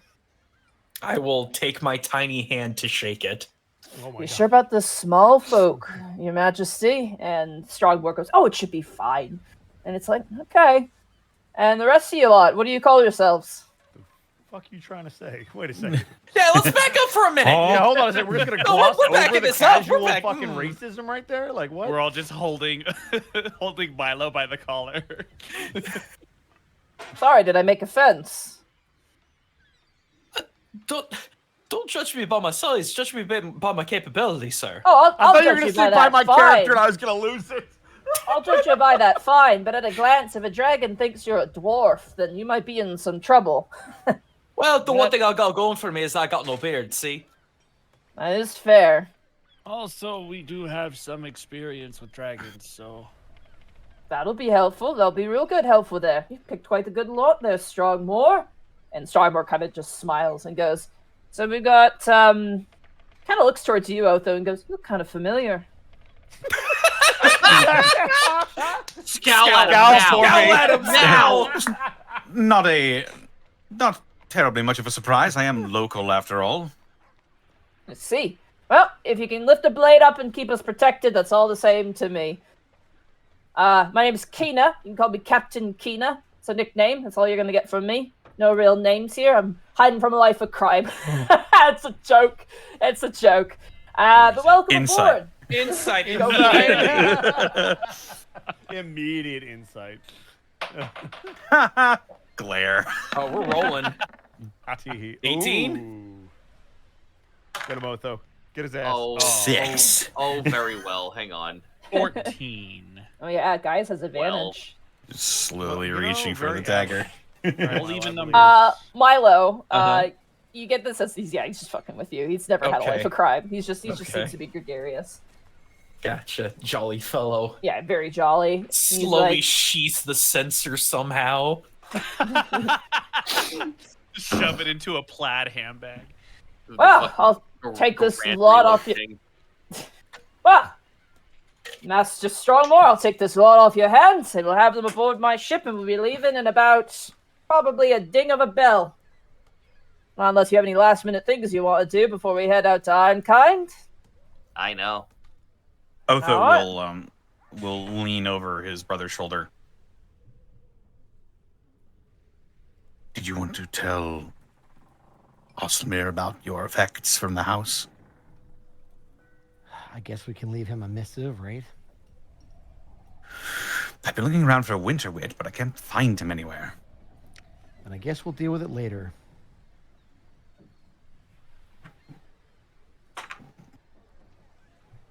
If you're fine with that. I mean, Um, Strongmore we- is here. He could probably take something for you. Would he get it to Harlan, though? Oh, yeah, probably. I think I have paper. Hang on. Oh man, if only someone in the party had paper. I'm not using you for help, Mark. How dare you even insinuate that I would ever ask you for help in or above game? Yeah, I got paper. All right. Do you have ink? I do actually, because I needed to be able to write in my spell book. So you can go Do you have a kiss pen? my ass. I do actually. I have all of the essentials that are required to copy a spell into a spell book. So I will take my piece of paper with my quill and my ink and write a quick note to Harlan to give me my fucking shit. All right. As you do that, you notice that Strongmore and this individual known as Kina appear to be exchanging what looks to be some sort of ledger. Just double checking the goods. They seem to be kind of muttering to each other. You hear like a word of like cold storage and just like ensuring that the material stays a lot, like don't get it wet, blah blah blah. Like standard affair. You've heard of this kind of dialogue before. Guys, as you, gonna be brazen. oh yeah, Well, like he's gonna find like a nice like entry point into the conversation. Hello, I know we've only just met, but for the sake of being able to protect your goods a lot easier and more effectively, can we have at least some kind of clue as to what we're protecting and what to do in case of like any sort of protocol of it being broken or whatnot? See, now that's how you know that this one's a professional, Kina says as he jabs a thumb towards you guys. We're carrying a bunch of animal goods as well as other things that the dwarves can't get their grubby little dwarven hands on. As a joke, of course. We never trade in iron. Iron only comes back to Martorallo, but specifically we're sending about 5 or 6 crates of compressed feathers, manta ray and shark skin, fish, of course, dried and fresh. We're also sending in some produce, a lot of animal goods, leathers, things like that. A few turkeys as well, alive as well, a few living animals as well. What's that shadow? We're also trading some wood as well, quite expensive for the dwarves, so that's probably most paramount. We also got what looks to be, he kind of starts thumbing through things. Got some lumber, we got some food in cold storage, fish in cold storage, dried fish in dry storage. You got to list through everything. We got some cloth, we got some flax. He just lists just a bunch of shit. It's like a big myriad of stuff. There's nothing here that really stands out to you, like giant pounds of gold. It's just like making sense of it. It's just like, okay, this is stuff the dwarves can't normally get their hands on if they're always, underground all the time. Yeah. Mhm. Yeah, we are basically a barge. This is fine. Something that kind of stands out to you that kind of echoes back is they're also transporting clay, like raw clay, and you're like, you think back to those cubes of clay in the clay vault. Damn! If only we held on to it. However, once they kind of go through everything, and Kai, you finish your message, do you hand it off to Lord Strongmore? Yep, I'll give it to him. And this is for Harland. I will see that it gets to his hands, young man. You have my word. And he kind of puts it into his breast pocket. All right, without further ado, good luck, my friends. It was a pleasure meeting you. If you have any need of anything, don't be afraid to call upon me, within reason, of course. Like I said before, any friend of the outsider is a friend of mine. Anyway, I should be off. My daughter, no doubt, is awaiting me. Take care and safe journey, my friend. And be kind to the dwarves. They're rather good friends of mine. And he kind of gives He takes off his top hat, puts it to his chest, and does a low bow, and then walks back up into his carriage. And awkwardly, the horses have to back it up, and the jockey just goes beep, beep. Oh, beep. for fuck's sake! Good. Wait, no. If this is proper, it's then beep, beep, beep. A beep. Left turn hands. Excuse me, sir. Hold on to your horses, sir. We're making a K-turn. Oh God, nightmare. I'm going A to K-turn on the docks. Oh, fuck, on a carriage. That's the mark of a rider who really knows what he's doing. As the carriage leaves your sight, Kina walks over and grabs all of you, kind of like a buddy hug, kind of grabs you all by the shoulders and pulls you in and goes, hate to break it to you, but your life of comfort and revelry is ended. You're now aboard my barge, which comes with the rough and less niceties that comes with it. Gaius just holds every single one of his weapons in one hand. Seems at least one of you isn't a stranger to that. Come aboard. You'll be lucky to hear that we actually hired a bard alongside of the rest of you. This guy really has no idea who we are. That's you know what? It's fine if we keep it that way. Yeah, Perhaps it's better that way. To be fair, we don't exactly have a name yet, so it's hard for word to spread. We really As ought to you- lock that in at some point. And I hate that every single time we do something amazing and no one says who we are. It kills me on the inside. It's why I left home. Anyway, let's Every go. time someone asks what we are called, it just feels more and more urgent, you know? Yeah, hi. Yes.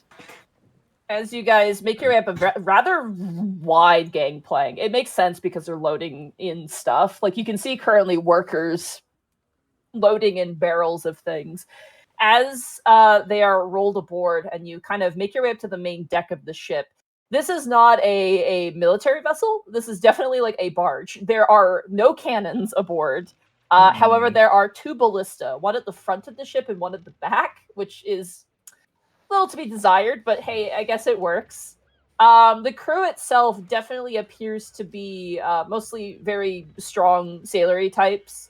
You see a few Dragonborn, a lot of humans. Interestingly enough, not a dwarf in sight. Milo is definitely the only one here who is on the shorter side of things. I see a couple tabaxis, a few kenku, but everyone here is like jacked. Like they're all like really muscular for no reason. For no reason. For no Make reason. poses For with no me. reason. And as Captain Kina makes his way aboard, people begin to bark orders. And you can't help but notice an individual sitting on top of some crates, currently strumming an instrument, kind of tuning their instrument in preparation for the journey, as you see this individual. Huh. Art? Art? Just a banjo. Art. Yeah! A familiar sight in the form of Kier, the enigmatic individual you had met at a tavern many months ago, currently sitting, strumming an instrument, and as they catch sight of you, they turn and they go, "Oh, it's you! It's a pleasure to see you again. I have sung many songs of your exploits." And that is where we're going to take our break. Let's go. Well, Hey. I gotta stuff my face real quick. Return of Kier. Kier's back. Let's go. And Yes, better indeed. than ever, he's got The a warrior's knack Here he for making is. things better. Tell a friend. You fucking stole my joke. You fuck. Huh. We went in very different directions, but I appreciate them. Oh. Also, welcome into the halftime show, everybody. That's right, the Mark Allen Jr. halftime No, show it brought is. to you It by is. Nope. Edward It Bosco. is, no, it is not. It is absolutely not. You can't just. Oh, is it the Try to Bosco railroad me like halftime that. show brought to you by Mark Allen Jr.? No, it's not actually. No, Mark Allen Jr. is not even really here right now. I'm This is just an guessing AI it's simulation. It's a facsimile. Yeah. He is but a Welcome to- figment of your welcome to First imagination. Pepsi Mark Allen Bowl Jr. is the halftime friends show. we've made along the way. All right, fine. Adrenaline That's in my what- soul. Yo, you Something, listen- something, Kayano, though. I appreciate it. Good 100-bit drop. Sorry, go ahead, Zito. Nah, it's fine. I was about to be like, I'm the only guy here who has like a big up for hockey. So I'm just like, What are you talking about? I'm right welcome- here. welcome to the Zito Pepsi Super Bowl. Oh my god. Welcome to the end of the first. See, if we did like multiple halftime shows, we could call it like the intermission, like first period intermission show. This should be the Zeitgeist Zito Verizon show. Wireless halftime show brought to you by Brought to you Sprint. by Sprint. Yeah. Yeah. Wolfwing, thank you for the bit. A smile is a powerful tool. Yes, and remember, you're never fully dressed without one. Gengar, thank you for the 10 bits. How likely are we to see the gobbledygooker among the caged turkeys? I appreciate all of the references to wrestling. I hope we get a gobbledygooker, but that would require Monty to know what the fuck that is. Like the boogie, thank you for getting a tier 1 sub to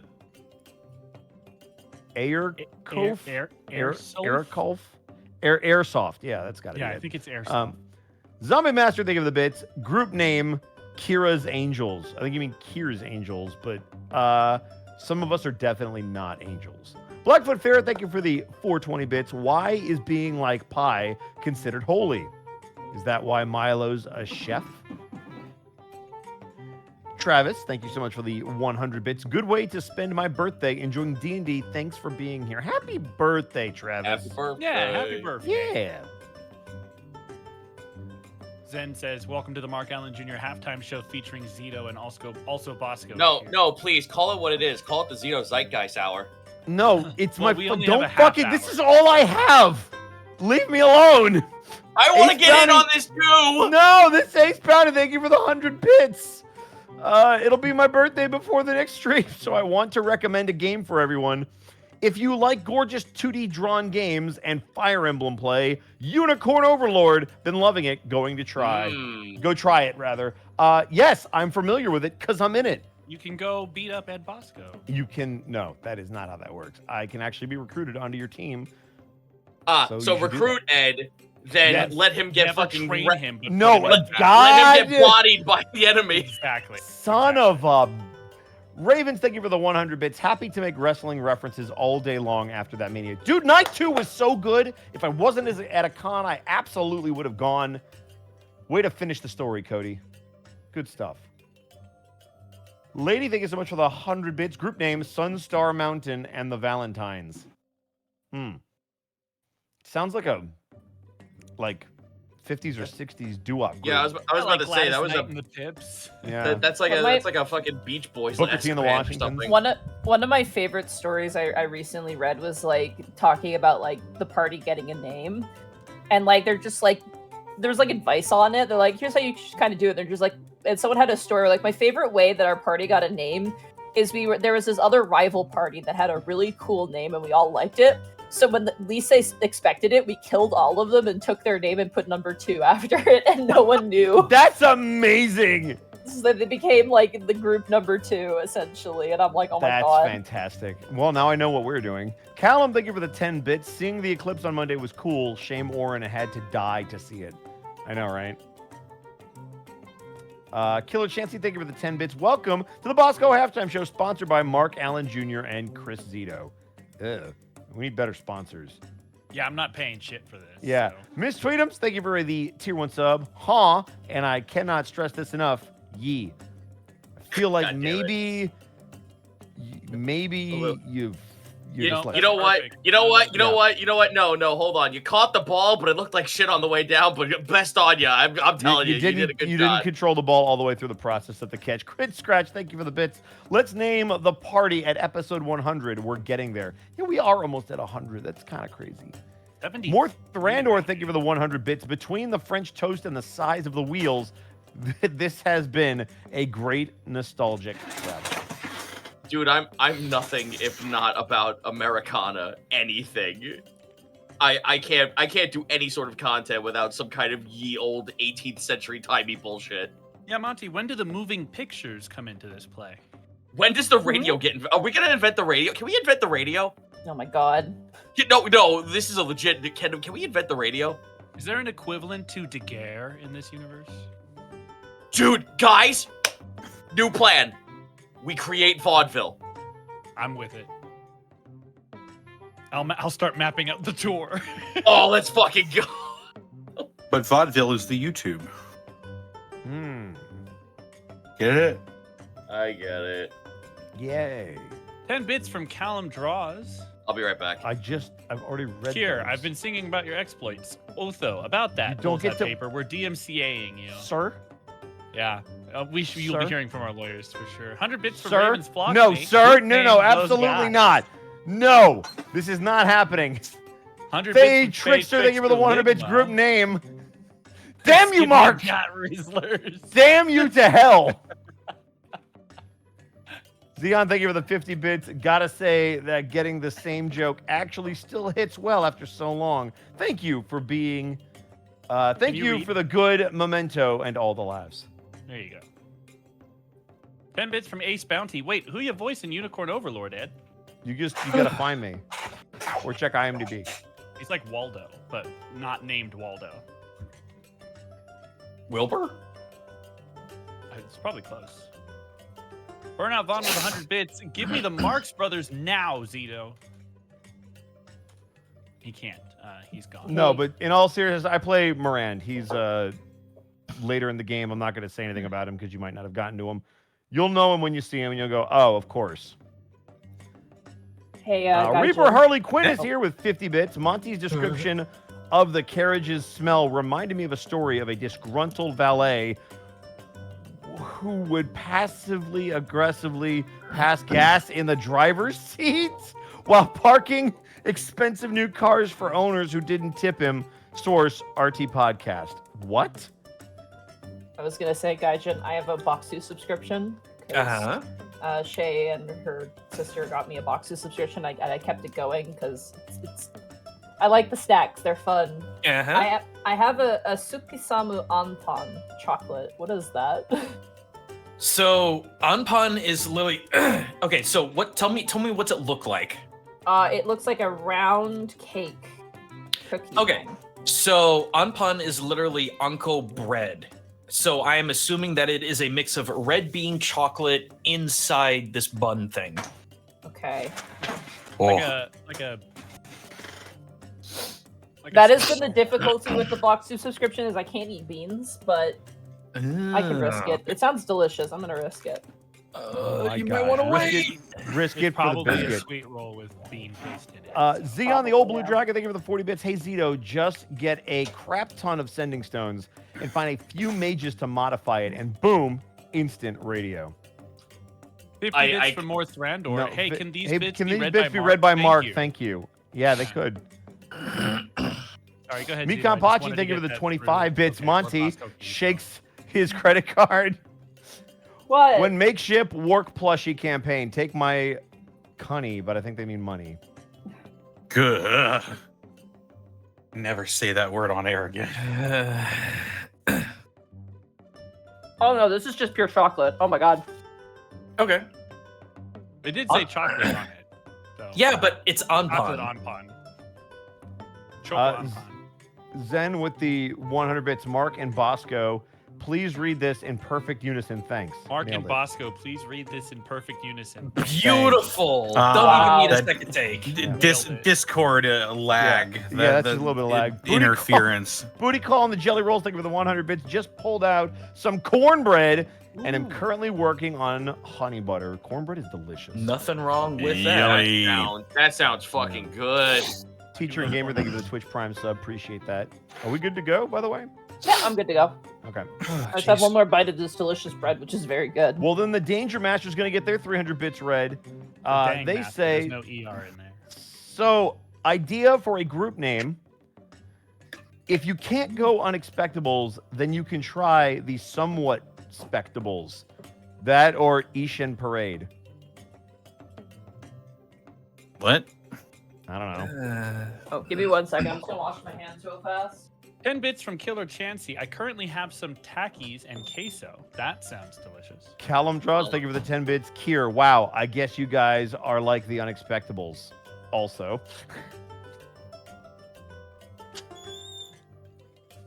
We shall Mark, mark I I will- battle with great I- peace and valor. I have a legit like lore question for everyone here whose Mhm. first campaign characters had a kid. Would you believe that any of their children still retain the name of their group? Like any of the kids just go like, yeah, we're the Unexpectables, or like would you just rock the mantle No, as a so title? what's going to happen is they're going to kill their parents and they'll be the Unexpectables too. What the There you go. Easy. fuck? All Yeah, there right, you go. are we good Yeah, to we keep just talked going? about that. Yeah, we just talked about how you get the team name. All right. You will be starting with Booty Call and the Jelly Rolls with 100 Thankfully, bits. I'm not part of the OG Unexpectables. Remy's safe. We're good. I That was don't. for I, you, I Connor. don't think Themesis is going to call his group the Jelly Roll and the Sugar Lumps. No, that was for Connor. That's the next. Oh, okay. I was about to say like, huh? What? Oh, is Gaijin here? Yeah, I'm here. I just Yeah, muted. guys said has it. been here. Connor, are you here? Yeah, I think so. Oh, okay, cool. All I'm right, just making as- throat noises because allergies. As you guys step aboard the ship, you notice that the bard currently tuning their instrument is in fact Kier, the Lysander who you met inside of the tavern in Marralo many months ago. It's been quite some time since you've seen this individual, and they're currently tuning their instrument and kind of, they don't really smile, they lack a face to do so, but there's a sort of gesture to them that seems almost warm and inviting. It is a pleasure to see you again. You look more experienced. Indeed, it's been quite some time, Kier. Have you been in Martorello this whole time? Oh no, I traveled to the northwest. I met some lovely people. They said they were going to robin me, which was rather interesting. They tied me to a tree and they never returned with a robin. It was very confusing. But some people came by and they helped me, which was very nice of them. But now I need money because I have lost many precious things. I think Oh my you God. got robbed, Who wants to not tell him? Robin. The expression on Otho's face is just priceless. You were robbed. That's actually a bad thing. Oh, I see. Yes, it was not very pleasant. I am sad that I lost my things, but it is okay. They're just things. I can get them back. Is that the same loot they had before? Slightly different. They're currently tuning a lyre, actually. Oh, I knew they were a liar. get out of here, Bob. Bosco. Boom. Well, you may have a different instrument, but have you had much time to play music on this new one? Oh, yes, and I've learned quite a bit of poetry. I have been can't telling wait to people hear. of the story of your fighting and the way that you saved Easonvale from the darkness. Rap battle. Oh, jeez. What with your Maiden of Death being your ally and fighting against the darkness that had put her in such a state of mind and place of such derelict and despair. But it is a story of hope, one that which many people really much enjoy. Oh, well, if you're looking for more material, we could regale you with stories of what we have done so far in the past month. Oh, I would very much like that. I may have also found a poem that might be interesting to you, seeing as how your ventures take you to the realm of undeath and whatnot. But I am mostly excited to meet with the dwarves. My teacher, when I asked him about dwarves, he got very silent and I could see him suck the air into his mouth. And I could tell that he was so impressed by the dwarves that he didn't even have words to express their talents. Would his expression be described as a grimace? I don't know what that means. Oh, I'll show you. I Well, give it's him. large and I it's give him the purple and it Excalibur shakes. face. Oh yes, it was exactly like that. The neutral face of impressment. Yeah. These poor No innocent correction. souls. Oh no, I'm no. not, I'm He not leans into correcting. Kai. This guy sounds like a real piece of work. I mean, you're the one that had his posters on your wall. And that is not canon. I mean, Gaius like looks left and right for a second. He goes, well, actually, if you want stories to regale, he slips him the Agni Odyssey. Oh, you watch as Kier takes it and kind of folds open the pages very delicately and goes, "May I read this on our journey? It's going to be quite long." Oh, Can you read Giant? No. Oh. Can you read? No. I can read, yes. I read the tongue of man as well as the tongue of the angels. I could. I mean, if you're willing to learn, I wouldn't mind giving you some dialect of the giants. But at the same time, I could also translate for you. That would be great. I would love to hear your story. We have much time to discuss it. Why are you here? You do not seem like sailors. Perhaps you are here on some sort of quest? Wow. We have some business in Ironkind. Oh, I see. Are you there to listen to the music of the dwarves as well? I- Not I might- primarily, but Actually, Gaius peeks up at that. That might be relevant to my personal interests. It is rather exciting over there. Apparently, their neighbor nation exploded. Oh, huh? I think There that we- may have something to do with the dragons neighboring. There are geez. dragons? Oh, that's exciting. Well, I don't know why Guy's just like looking at at Kier, and he's just like, I don't know why the fuck I'm being trustworthy with this guy, but I feel like I can be. Gaius shows the piece of amethyst and the book, the children's book of the dwarves. Oh, I love these drawings. Kier picks up the book and begins to flip through it.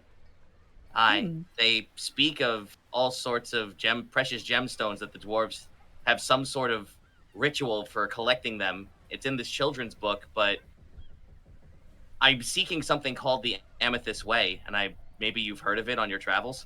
Oh, that would be an excellent song title. The Amethyst Way. Oh, still need to tune my instrument. I'm looking for something that spawned at least this and shows them the pure amethyst. Oh, pretty. I'm not aware of this, but dwarves very much like gemstones. They would probably be able to help you. Captain Kina seems to have many friends. Perhaps you should ask him. I just might do that. And I put all my stuff away. Oh, You know what? Kier likes the book. I'll let him hold on to the children's book as well. Yeah, he takes it. He begins to kind of hum. He's just like, the amethyst. He kind of like hums as if like, because each of the parts talk about how the different gemstones sang in different ways, and Kier kind of was like, oh, I could perhaps write a song and have the singing in the different ways. That could be quite entertaining. I'm sure the children will love it. Ooh, especially the dwarven ones. Kier, you mentioned that there was another dwarven city that something bad happened to it? Oh no, it wasn't a dwarven city. It was an entire dwarven country. It exploded. Do you remember the name? Oh goodness, what was it called? I don't remember, but perhaps I'll recall on our journey. I'm sorry. Was it called Alderhoketh? That sounds about right. Right. Oh. Huh. But that was like 100 or so years ago. Oh, fuck. Alderhoketh? It's something that I remember hearing back home.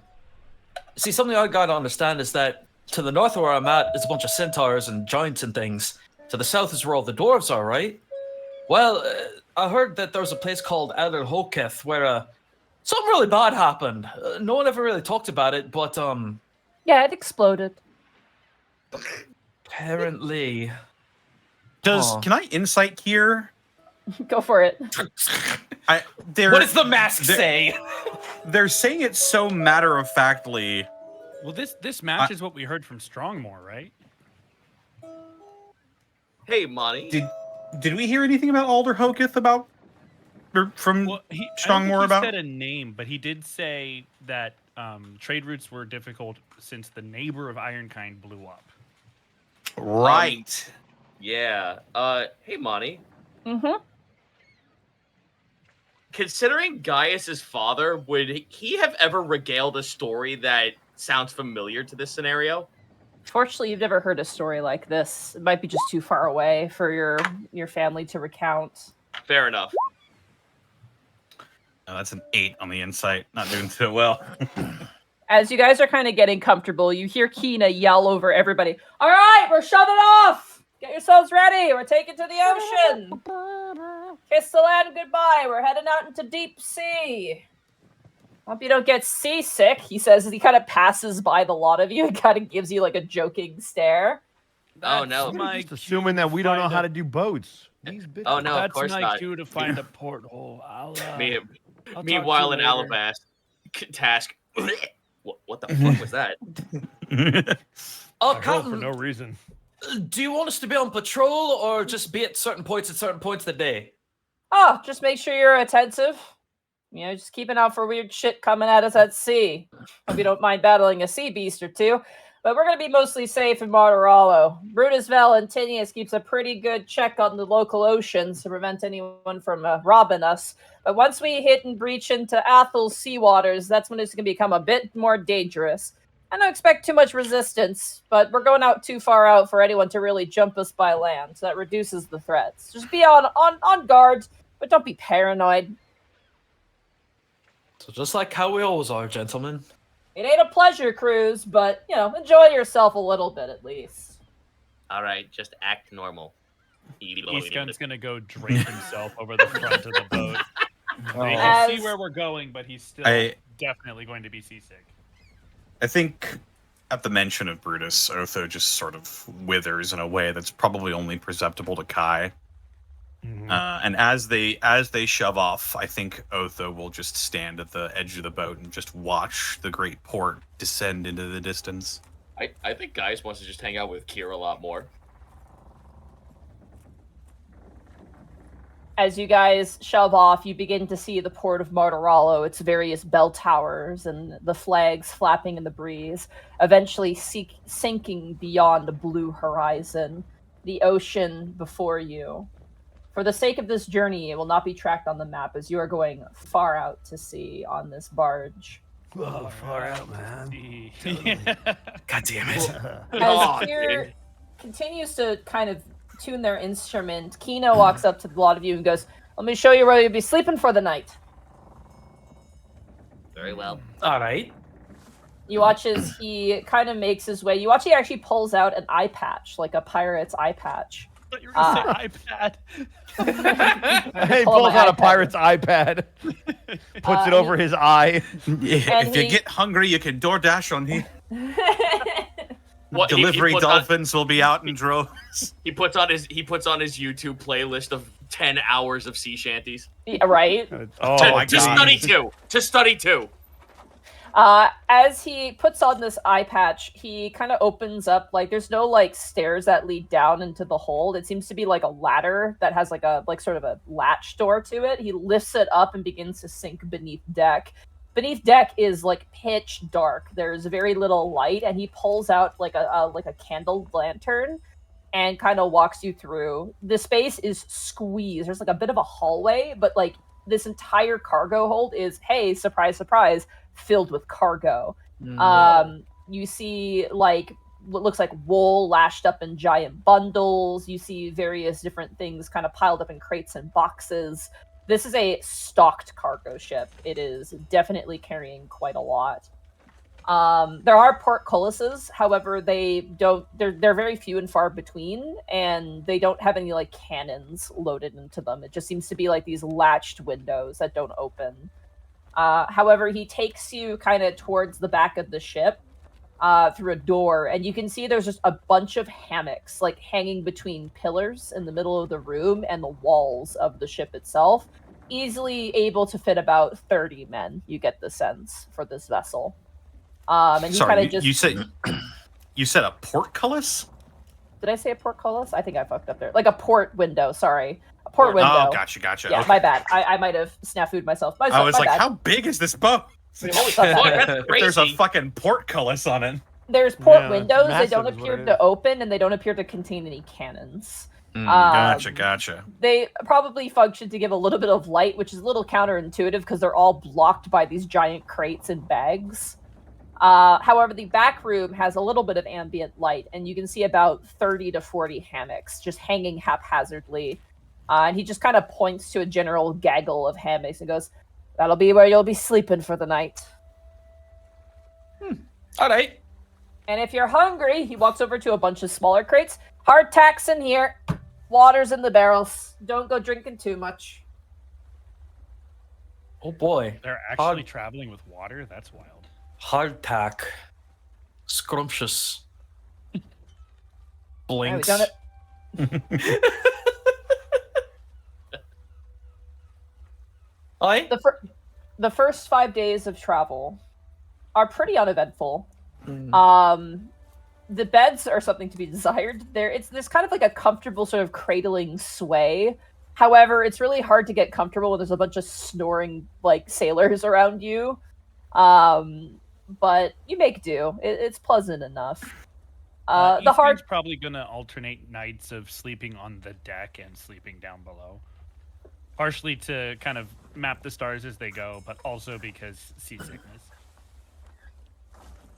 As 5 days of travel pass, you find Kier performing on the deck of the ship for the pirates, just during a sort of, like, quiet, rather easy to travel day. The weather, at least, has been on your side. A bit cloudy, a bit gusty at times. A few days of rain here and there, but overall, a rather pleasant sail.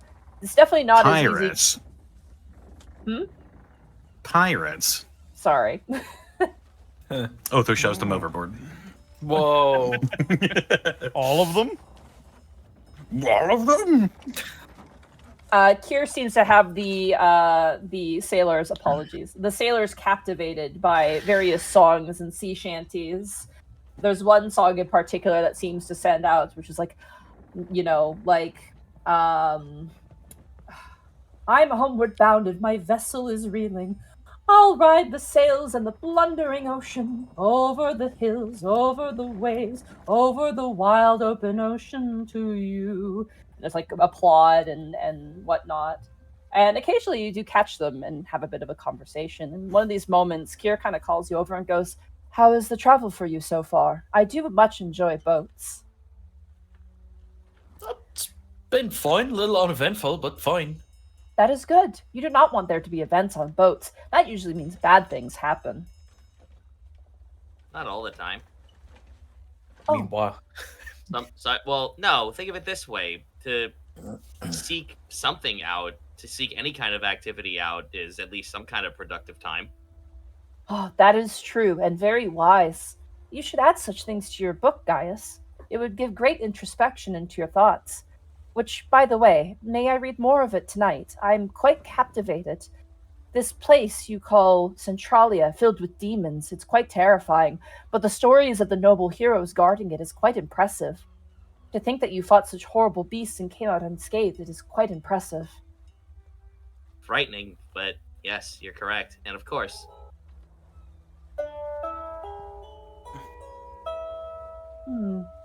That reminds me. When I was in Athel, I heard a poem that I thought you might like. Well, I don't know if like would be the word, but you mentioned dealing with terrifying things, to deal with undeath specifically. Poems about Necrecta are rare, but there is one that is quite famous to the far west. I met a traveling merchant and a bard as well who taught me this poem. I thought it might be useful for you when I mentioned your current goals and ambitions. They were impressed by your valor and willingness to help the average person, and even to have such a caring heart towards those who were undead to begin with. Oh, I would be interested. Let me see. How does it go? And Kier kind of thinks for a moment.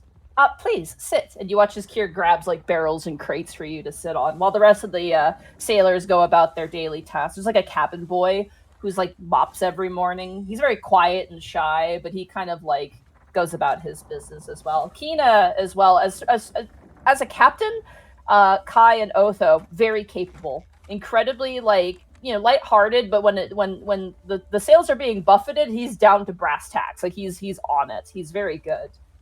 He's approachable but firm. As Kier kind of grabs different seats for you all, you guys all take a seat. Yeah, sure. Mm-hmm. Okay. I will probably butcher this, but I will try my best. This is a very famous song about, poem. It can be sung as a song, but my instrument is the sea waters, making it very hard to keep tuned, to be honest with you. Katie, you could just tell us. It's fine. Okay. This is a very famous poem, apparently to the far west, meant to be a warning towards others.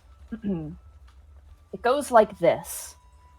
Upon that cursed farmer's flat, when curses weren't even called that, when darkness and death ran in a line, and all things died well on time, was a baby born yet not born, when he was expected to in the morn, and the lines were shattered, and then time did not matter.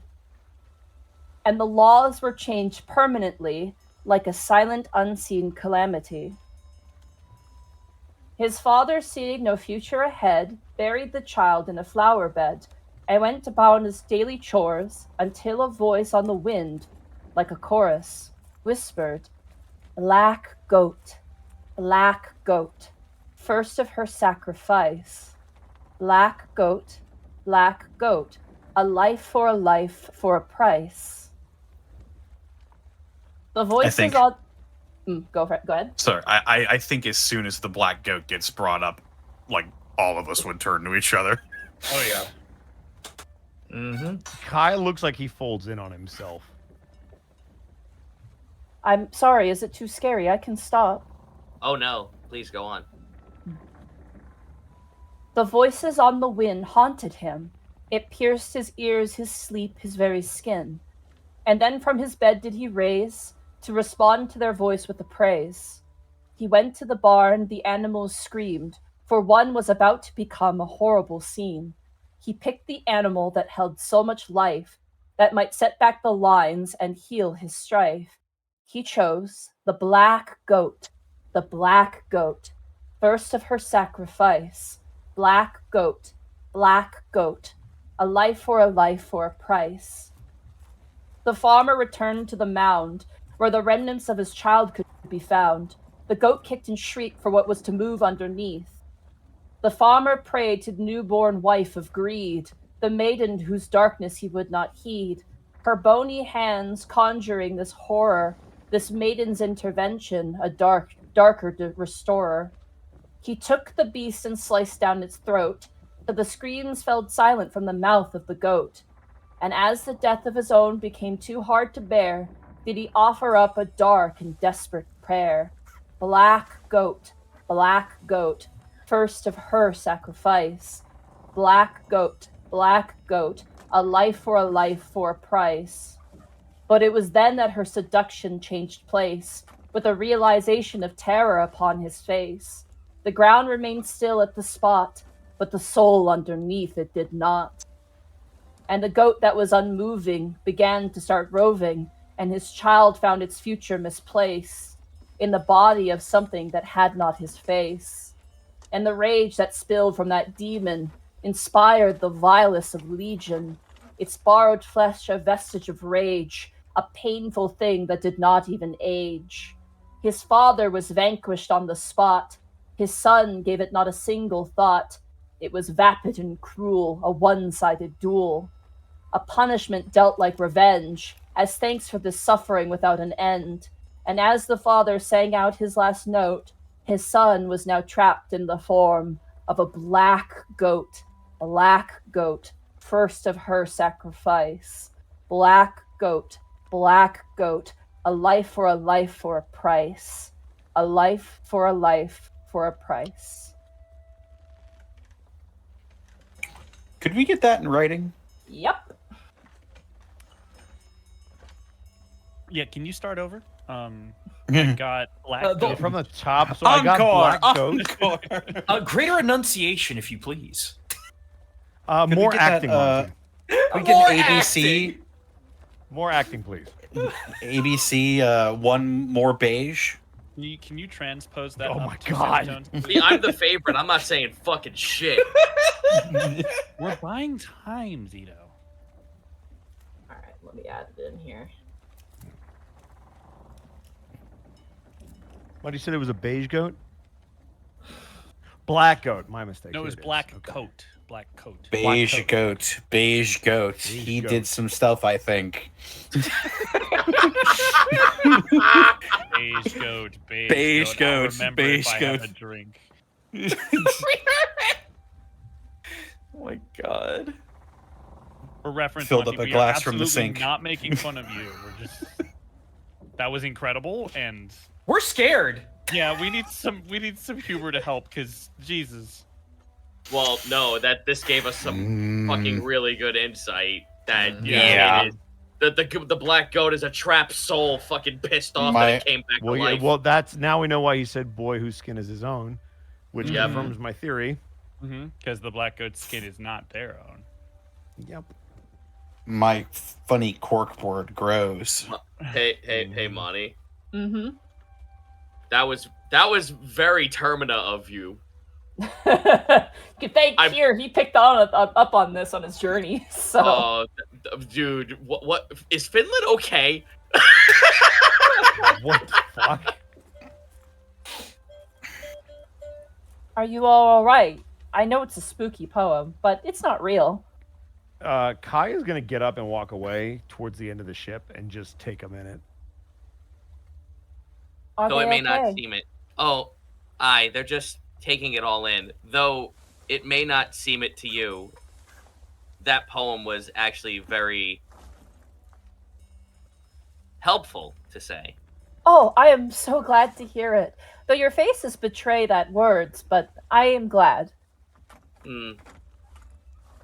Understandable, but do know that what what knowledge you bestowed upon us through that poem is more helpful than you have any idea.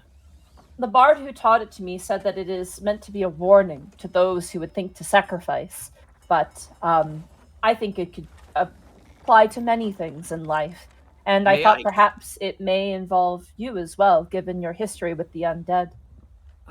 May I ask, so you've told this bard of our plight, correct, before they gave you that story?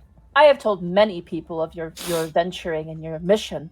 Many people find it quite captivating and honestly hopeful. Many people seem to be still recovering from the ash plague, and hearing about heroes who intend to save them makes them have hope again. It's interesting, and I feel like to know that we have a sort of benefactor in the form of a bard who actually could give us relevant information like that is very intriguing. Did you I hear happen to get a look at who the bard was? Oh yes, he was a halfling fellow, seemed to be from Meadowfield, far, far, far to the west. Does that sound familiar, Monty? I mean, there's lots of bards across That's the fair. world. Like, right. What about oh, go ahead. Do you know what he looked like? I'm from Meadowfield. he was, well, short. That is not meant to be an insult. That is meant to be accurate. He wore very nice clothing of purple and reds. His preferred instrument was the lute as well, though he particularly enjoyed the drums and these small egg-like things like gourds that were filled with rice, and he would shake them, and it was very pleasant. He traveled across Meadowfield, but he had great interest in traveling to Chelstonia to become a more renowned bard, as that is a much larger country to perform in. So was he from Meadowfield or just passing through?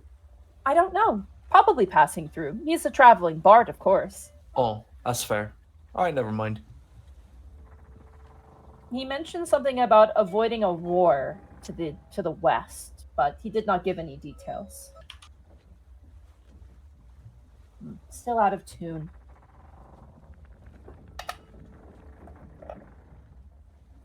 Oh, but guys, that's a lot to chew on, isn't it? Oh, aye.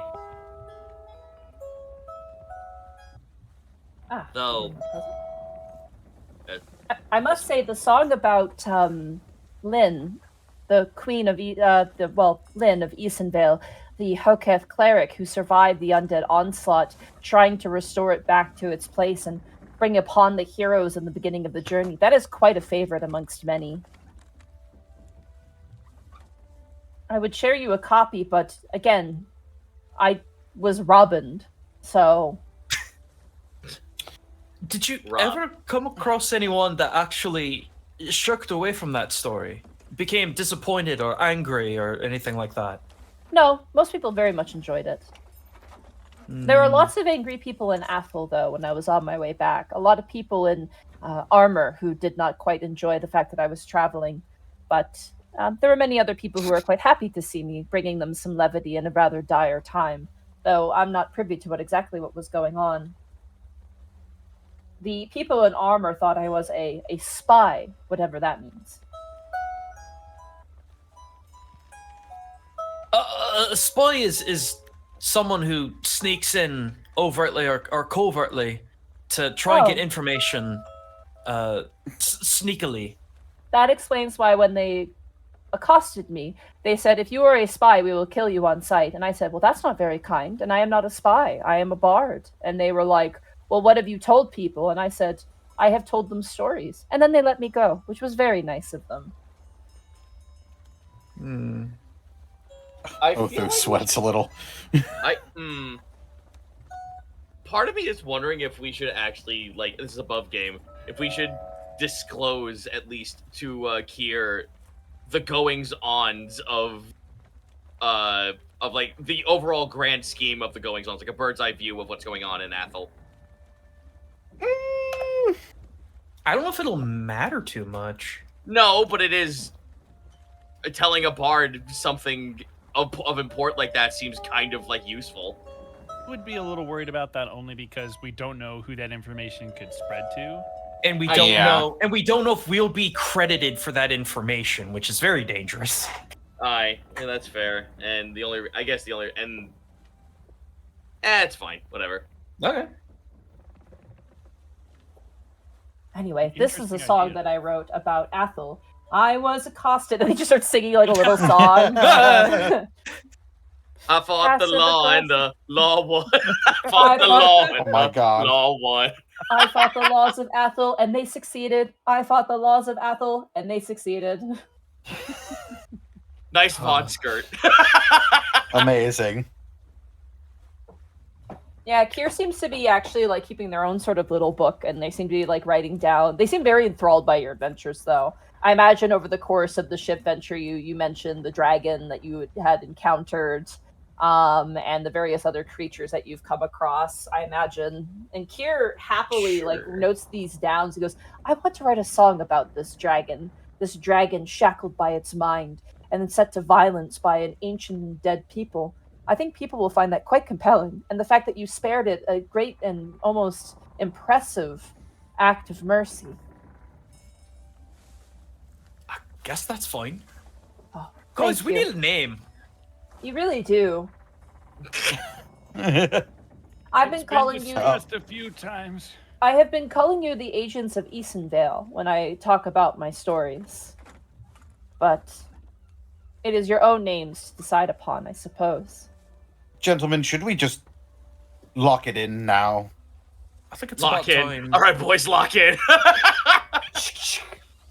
Oh, Where are we dropping? Well, I mean, Where you all know my suggestions, the Reclaimers. I Oh. still was a fan of that. I was a fan of that as well. Then you are the Reclaimers, then? the Reclaimers. As Kier stands up on top of their crate, they do a long bow and they go, "Then I implore you, dear Reclaimers, may I be your bard who tells the tales of your stories and exploits to bring hope to the people around you, that your legends may spread across the land." Gaius looks like he's jittering with excitement. Holy fuck, I have a bard. I think that's more than acceptable. I'm I okay will- with it. I'm He's got his excited. sleeves over the side. No, no. Oh, Then I, Kier, shall spread the word of the Reclaimers, that many may hear about your exploits, and perhaps maybe even come to your aid. Gaius is fucking beyond himself. And we, He's- the Reclaimers, would thank you for it.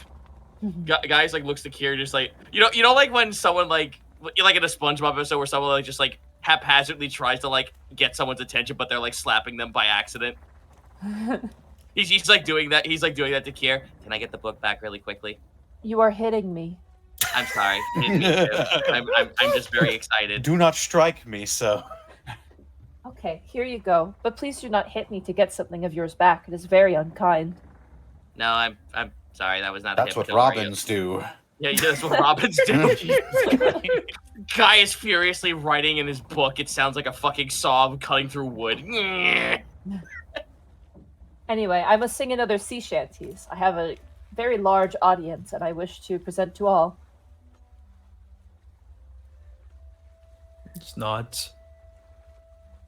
About 10 days into your journey, as you guys have now at this point have really made you gotta get through to the notions. It's been more than a week at this point.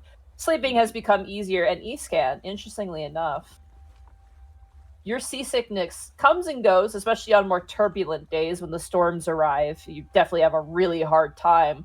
But now on calmer days, it's like kind of like the worst days have trained you for the average days. Mm-hmm. And while you're still a little queasy, you're less vomity during the normal sailing times, as your seasickness is you're kind of learning how to balance it and tolerate it a little bit. But when that storm hits, it's like, uh-oh. No. Window. He However- is Dragonborn. Look, his breath weapon. First row, bleh.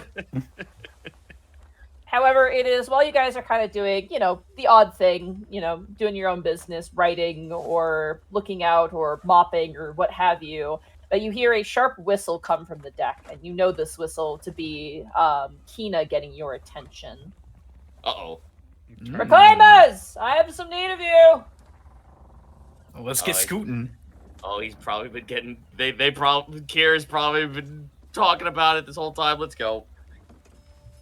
As you kind of head up the deck up towards where the helmsman is, you notice that the boat actually has this. They actually have the. Oh my god, English is a language that I speak and I'm fluent at. Sure is. The boat's sails are currently being actually pulled in, and the ship is coming to a slow. And you notice Kina holding a really crude-looking telescope out across the ocean, and kind of has his eye set on something.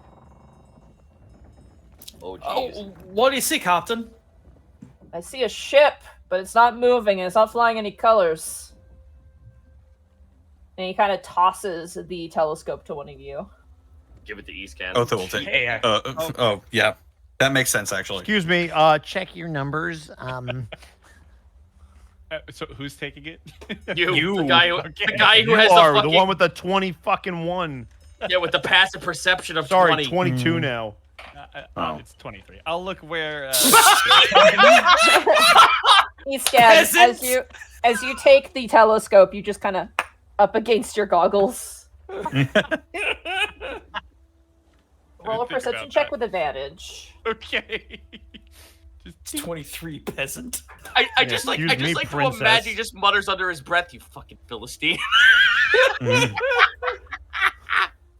I'm throwing up on the side of the boat. Fuck you. With advantage, it's a 27. Okay. As you look through the telescope, you see what appears to be not a very large vessel. It's slightly larger than Polite Pete's Arrow. It's probably could fit about, maybe 10 people. But it's a sizable vessel, and it has a mast in the middle, but it's missing its sails. And it seems kind of battered, and you don't see anything on board. To my eye, it looks like it's maybe taken some damage. I There wonder are if no the pirates. sails at all. I'm wondering if the pirates maybe plundered it. There could be survivors Do they normally take sails? if they need them. Come, do you think this might be a trap? It might be, but that's why we have you. Milo tries to smile. Oh, right. We're in Here's the danger. muscle. and You guys my have the bonus muscle action. for this. Take heart. We've dealt with pirates before. Maybe keep Let's your hope weapons these at the ones ready. don't have the whales. Speak for yourself. I hope this one has another weapon I can have. Holds up the ogre club. Get a rowboat down! You hear Kina yell, and you watch as a couple sailors run over and they grab a rowboat and kind of set it up, lash it to the side, and then gesture for you all to get on. Mm-hmm. Let's go. On the smaller boat we go. The mini Otho ship. is maintaining a vigil, just looking out for any signs of ambush. Check the water too, by the way, because Yeah. The whales. yeah. The last thing we need is a whale with a vengeance, with a knife in its mouth. Remember me, Pug? I'm back. I remember the dolphins. All right. As you guys get into the ocean, does someone want to make an active perception check to detect any sea creatures? Eastcon would love to. You volunteer me. Oh, Yes. for fuck's Yeah. sake, 5. Oops. I rolled that one on 10. That was digital. Is it just Eastcon, I'm one of gonna us, need you to be or- better. Anyone who wants to can. And then you said this is active, correct? This is an active Yeah. check. So, I okay, so no, accidentally rolled 20. Yeah, no look. so I can't guidance this, correct? No, it's too long. Okay. It's over a course of time. 20. Hey. Nice. One of us is paying attention. Yeah, As one you person. guys kind of begin to row, who's rowing? I assume it's Gaius, because muscle. That would make the most sense. I take offense to that. What did you say? Dude, no, Muscle. you know, as someone who likes Popeye the Sailor Man, that is correct. Thank you. Well, blow me down. Okay, Okay. Or bang! not. As you guys were closer to this boat, Milo, you look over the side to see if you can detect any like whales or sharks. You don't see any like whales or sharks. You do ever see quite a decent amount of fish that seem to be kind of like, you know, not so much like checking on you, but like seem curious about the goings on the surface. But they don't seem threatening. They just seem to be kind of about little scavengers that are kind of like looking around. Pilot fish and the like, I would assume. Yeah, basically. The boat itself, as you get closer, it is almost like a lighter wood. You would almost swear it's like a birch wood, but you get the sense that it's just sun stained from, you know, floating out at sea for so long. It looks like it hasn't been very well cared for. Does it still have its anchor? You don't see an anchor on this vessel, no. Huh. She's adrift. Yar. However, there is like a wooden, like kind of like slot ladder on the side of it, which is probably the way to get on and off. It has no sails and has no figurehead as well. Is that by design or were they ripped? As you kind of look at it with the natural 20 not natural 20, but the 20 perception, you get the sense it's by design. It doesn't look like it's meant to house any sort of figurehead. Okay. And as it is a smaller vessel, something like that would probably weigh it down. Right. When you say smaller, what's its size compared to Polite Pete's boat? Slightly larger. Like maybe, like, because Polite Pete's probably was like, had a little bit of a brig beneath, but it wasn't very large. Like, you'd still sleep on the deck of the ship. This one looks like you could sleep below deck. So it's slightly larger. But it's not definitely not as big as the cargo ship, and definitely not as big as Winona's ship. It's like a smaller kind of non-cargo vessel. Honestly, Otho, with your history, pirates would take advantage of vessels like these. But it's not too uncommon for the average sailor to also use a vessel like this for fishing or for other means as well. It's sort of like a vessel that is not meant for any specific purpose, but like it has a general purpose sort of make to it, more or less. It is shockingly generic, is the best way to put it.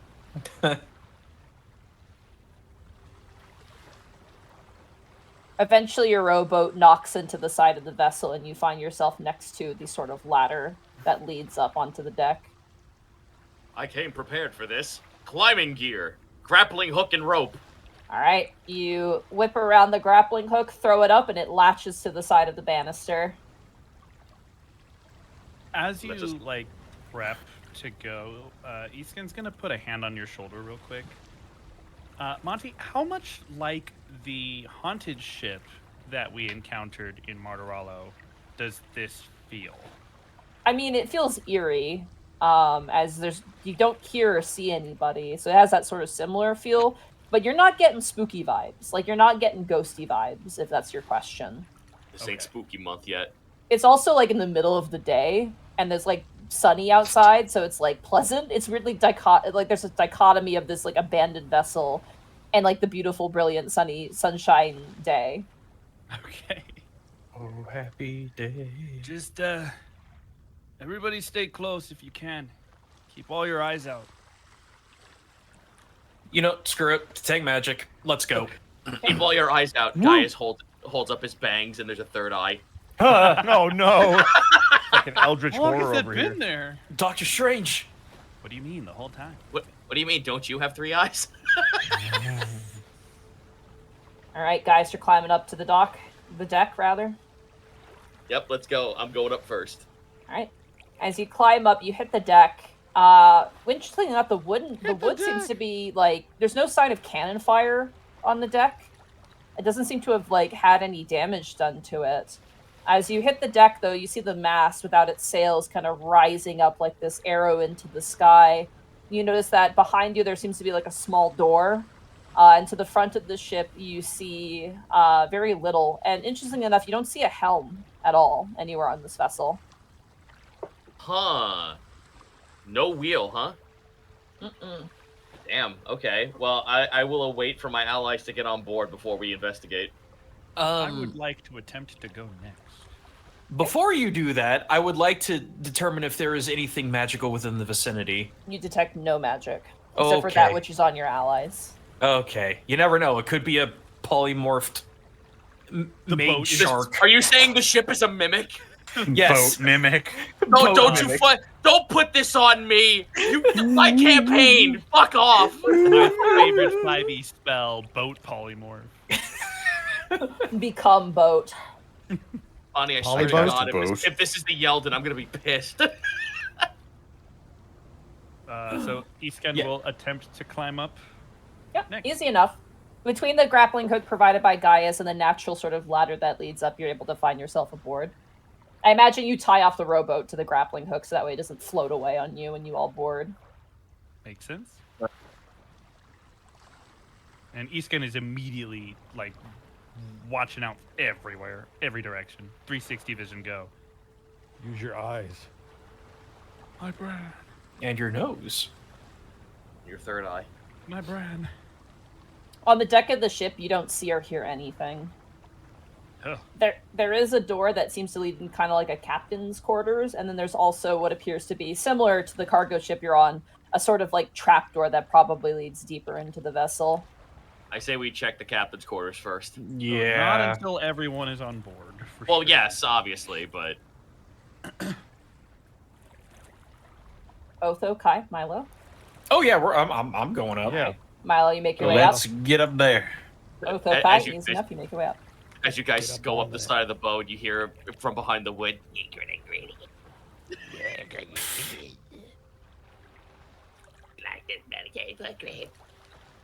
What is happening? What the hell is that? People who watch TFS at the table will get this. I'm sorry. It's just Discord didn't send it at full volume, so I couldn't even like, catch what No, you that's say. even better. That's even better. Yeah. She lives in you. She lives in me. Would you like some pistachios? Right, so we're all on this boat. Yep. We're gonna check. You said the captain's quarters first. The captain's quarters, it's interesting. The door is like really short. It's perfect for you, Milo, but like for Iscan and for Gaius, you have to lean in a little bit to get in. Same with Otho and Kai, you also have to lean a little bit. As you open up the door is heavy. Like it's really heavy. And as you enter inside the room, it is completely empty. Any furniture or anything like that? There is no furniture. If there was, it's certainly not here anymore. Ghost room. Ghost furniture. This is so weird.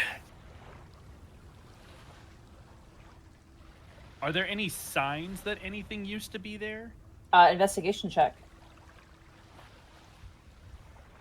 I will aid you. Whoever decides to roll. I'm rolling. Come on, Mark. You got I this. I don't have good investigation, so don't let it be. Same number twice. Hey. 27.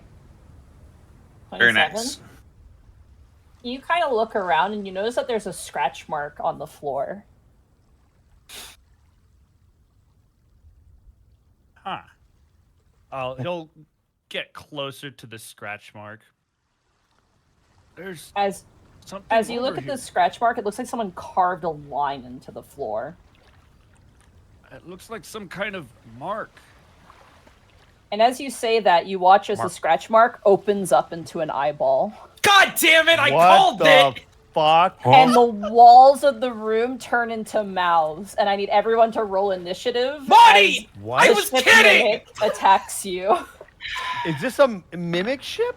It's a mimic ship. I was kidding. What? It's the Yelvis. What? Wait. It's the Wait, are you fucking serious? Yeldon. God damn it.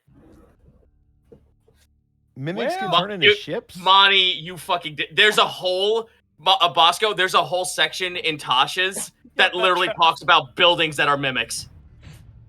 I was making a funny joke, This Monty. doesn't make any... Like, I get when they're like the treasure I chest. feel like but this a is boat? targeted at me specifically.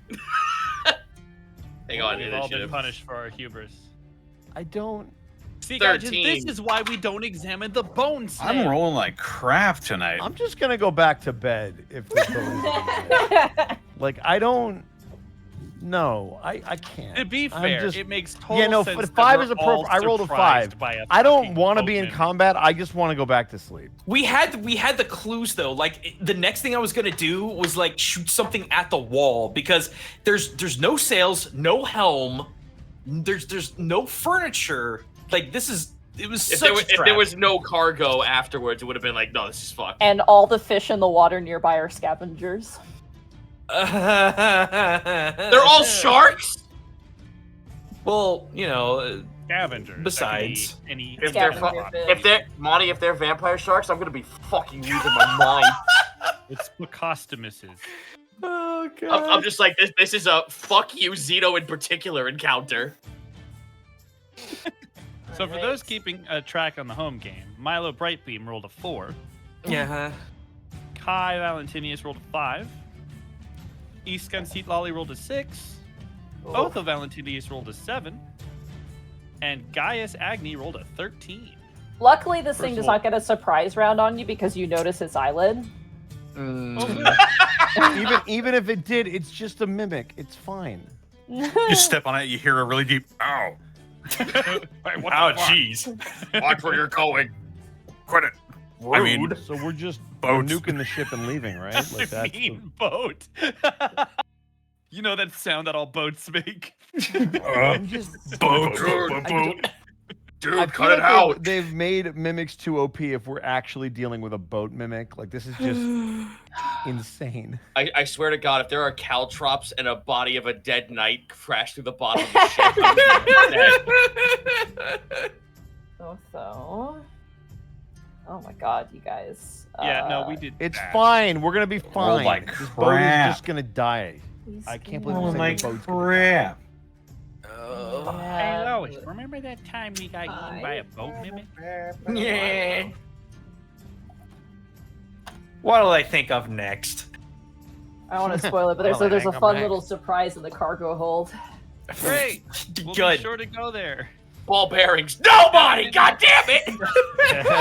All right. The sail as- was a big cloak. There's a mimic on the mimic ship. As Escan, you point out the scratch mark and you kind of look towards your companions, and the eye opens up and stares at you. A part of the wall my. turns into a set of jaws and teeth. Gaius, you immediately are like, "Oh shit!" You were up first. Oh no! Okay, attack, I guess? Am I able to? Oh yeah, absolutely. This Oh, whole okay, thing- sick. There's no map because this whole thing is the ship. So I love the visual of the ship becoming a nightmare and Gaius immediately going ape shit. Cool. He was ready. All right, here I go, I guess. Where is it? Oh, right, bonus action Giant's Might. all right, you become bigger, which is really hard in this room. It's quite tiny, but you make it work. There's a door to this room, right? I mean, I don't have to. I can choose to not be big. That's the thing. I will say this: if you make yourself big, you cannot exit through the door because the door Oh no, is I'm really keeping small. myself minimum. I'm keeping myself Oh, medium. Right. You can choose that. Yeah, that's right. I can You can choose to be choose. medium or large. All right, you may want to stick with medium then. To Yeah, not so incur so I any basically just fucking pulled out a Kaioken. penalties. 18. Absolutely hits. 10 slashing plus 4, so 14 on first attack. 1 second. Very nice hit. You're like, all right, and you just pull out your axe and you do like a baseball swing into the wall. The entire ship like jostles, and all of you almost lose your footing as this thing lets out a sort of angry, deep, guttural scream that echoes throughout the entire ship. Cool. Does any bodily like orifice appear now, like as a bigger target now that we got it pissed? It is incredibly eerie to see a gaping wound oozing like purple blood in the wood of the wall. Cool. Well, we have an opening. I'm swinging again. You got it. 16 both ways. 16 hits. 9 slashing. Not bad. You swing again into the open wound, and this thing lets out another scream. It seems to be getting quite angry. Hey, Monty. Mm-hmm. Proc and a fire rune. Okay. Oh my god.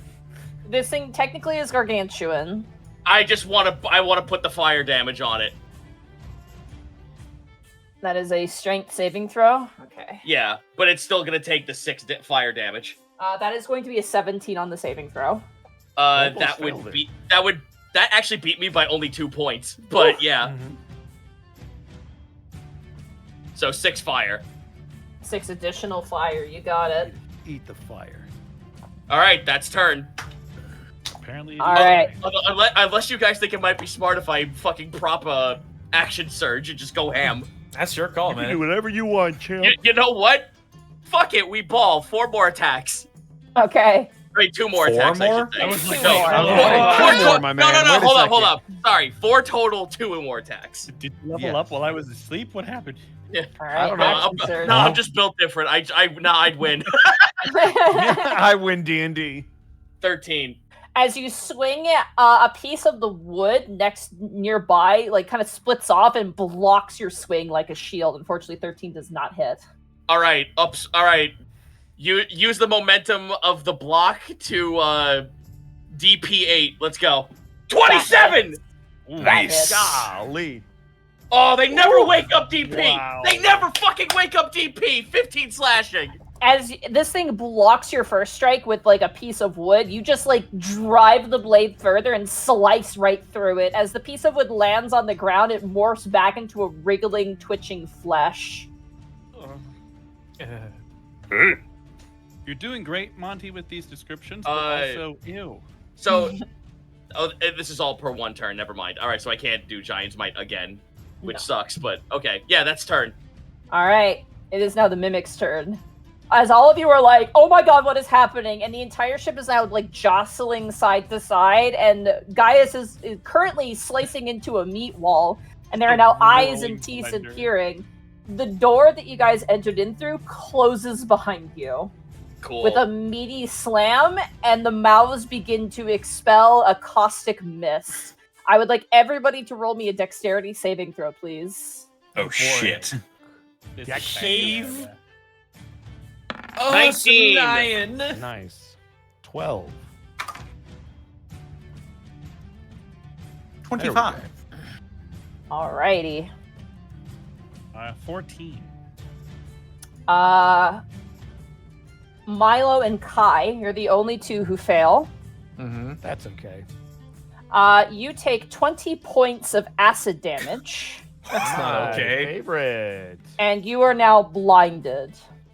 That's okay. I don't need eyes. Everybody else takes 10 points of acid damage Ow. and is not blinded, Ow. as this room is filled with a caustic mist.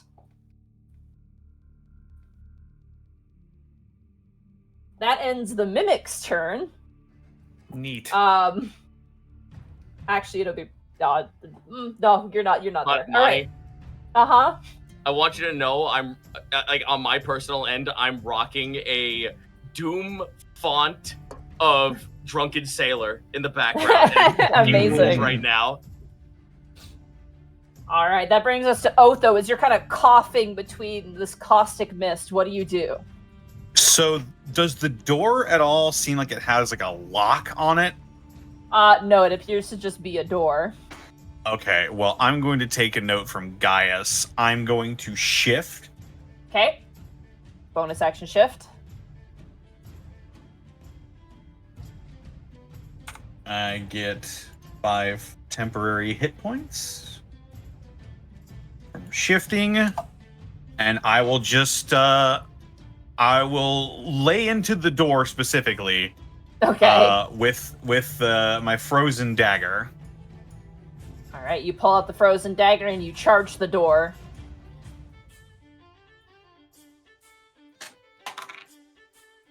$14? 14 is its armor class you just hit. Woo! All right. You do also That'll get sneak be- attack because technically you are all occupying its space, which means you're all Well, hey. technically next to it. Hooray. So We'll take All right. it. Hey. It'll be taking A lot more. 8 cold damage. Ooh. not And bad. my sneak on attack that. is, I believe it's 3d6 at this level. That sounds right. Yes, 3d6. Oh, An additional 11 damage. not bad. As you stab into the door, a shock of ice like scatters against the flesh, kind of betraying the outer wood appearance, and you hear another scream kind of echoing all around you as once again the ship kind of jostles and you all almost lose your footing.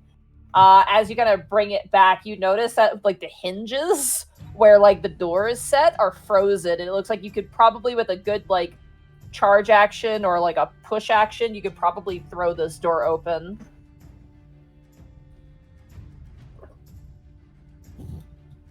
I think I would point that out to the group. Cool. And right. that's my action and bonus action, so that will be my turn. All right, Eastgand, it is now your turn as you're kind of coughing at the caustic brew that kind of spewed into here. Not trusting his strength to throw open this frozen flesh door, Eastgand, as a bonus action, is going to activate his starry form in the form of the chalice. You got it. And he's going to reach over to Kai. Oh, don't touch me. Yeah, I'm touching you. He's going to cast Cure Wounds on Kai. How fucking dare you? Okay. I counterspell it. Are you sure you don't want that 9 HP? I really don't. How dare And you?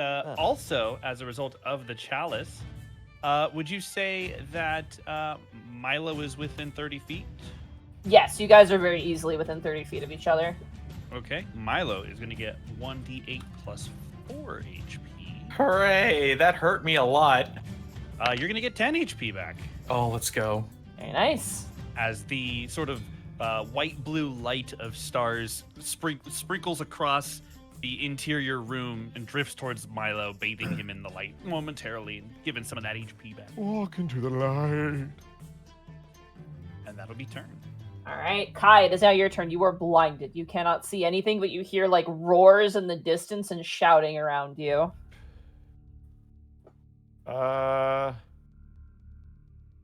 Okay, I don't need to see for this. I cast Fireball.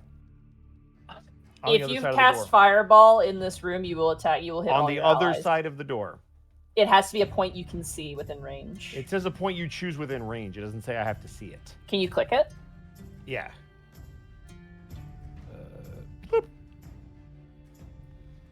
A bright from pointing finger to a point you choose within range, and then blossoms. Let me see if I'm gonna Google this real fast because I have a feeling you do need to actually have a direct access to it, but I'm gonna double check. Fireballs, yum! So cast your votes. Do you think Kai can save us? Let's go to the replay board. The challenge flag has been thrown.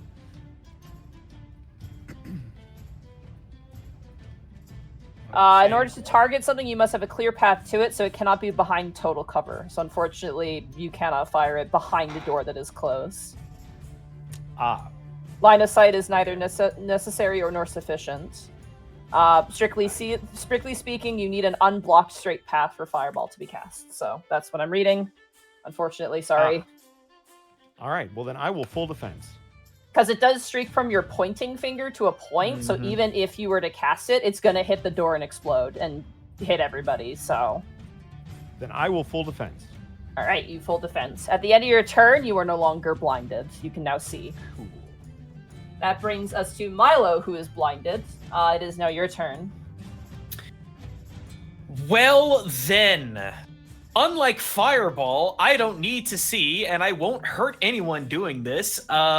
We exploded. Okay. Because I could choose targets. You can, yes. And I know that my target is the entirety of the room. So hey, way. That's a soft 20 on the Constitution saving throw. Okay, it is 16, so it'll be half, I believe. So Captain Kina from outside just sees a. Yeah, for real. Like a depth I mean, that's goes off. That's kind of that's also the second intention. Maybe they'll see it. 2d10 plus 5. Oh, that was a terrible roll. No. That's Ooh. plus That's 5, really so bad. that's 10. That was So a they- terrible roll. That's real And they bad. succeeded, so they take half of that. Yeah, correct? so they take Oh, 5. they take 5. They take 5. Uh, Over at the World's Oyster, the cargo ship, Kina is kind of like keeping an eye out with the telescope, and there's just like this flash of light, and he kind of goes, "Oh, yeah, no, there's something in the boat. I think they're fighting it right now." Let's see He just here. sits there. Huh, fuck- don't got tap it. beat What the fuck are- Don't what are tap they beat gonna- all. What are they gonna do, guys? They're sailors. You guys are the ones who No, I fight. know. Monty, it's funny. So anyway, that's cannon or just nothing? They the don't have an natural. archer? That's just the natural reaction. How about some bardic inspiration, you lazy fuck. I wonder. Let me see here. What- Okay, so what- Monty, this is Oh, just let me finish my turn, guys. Yeah. Odd question. Yeah, haha.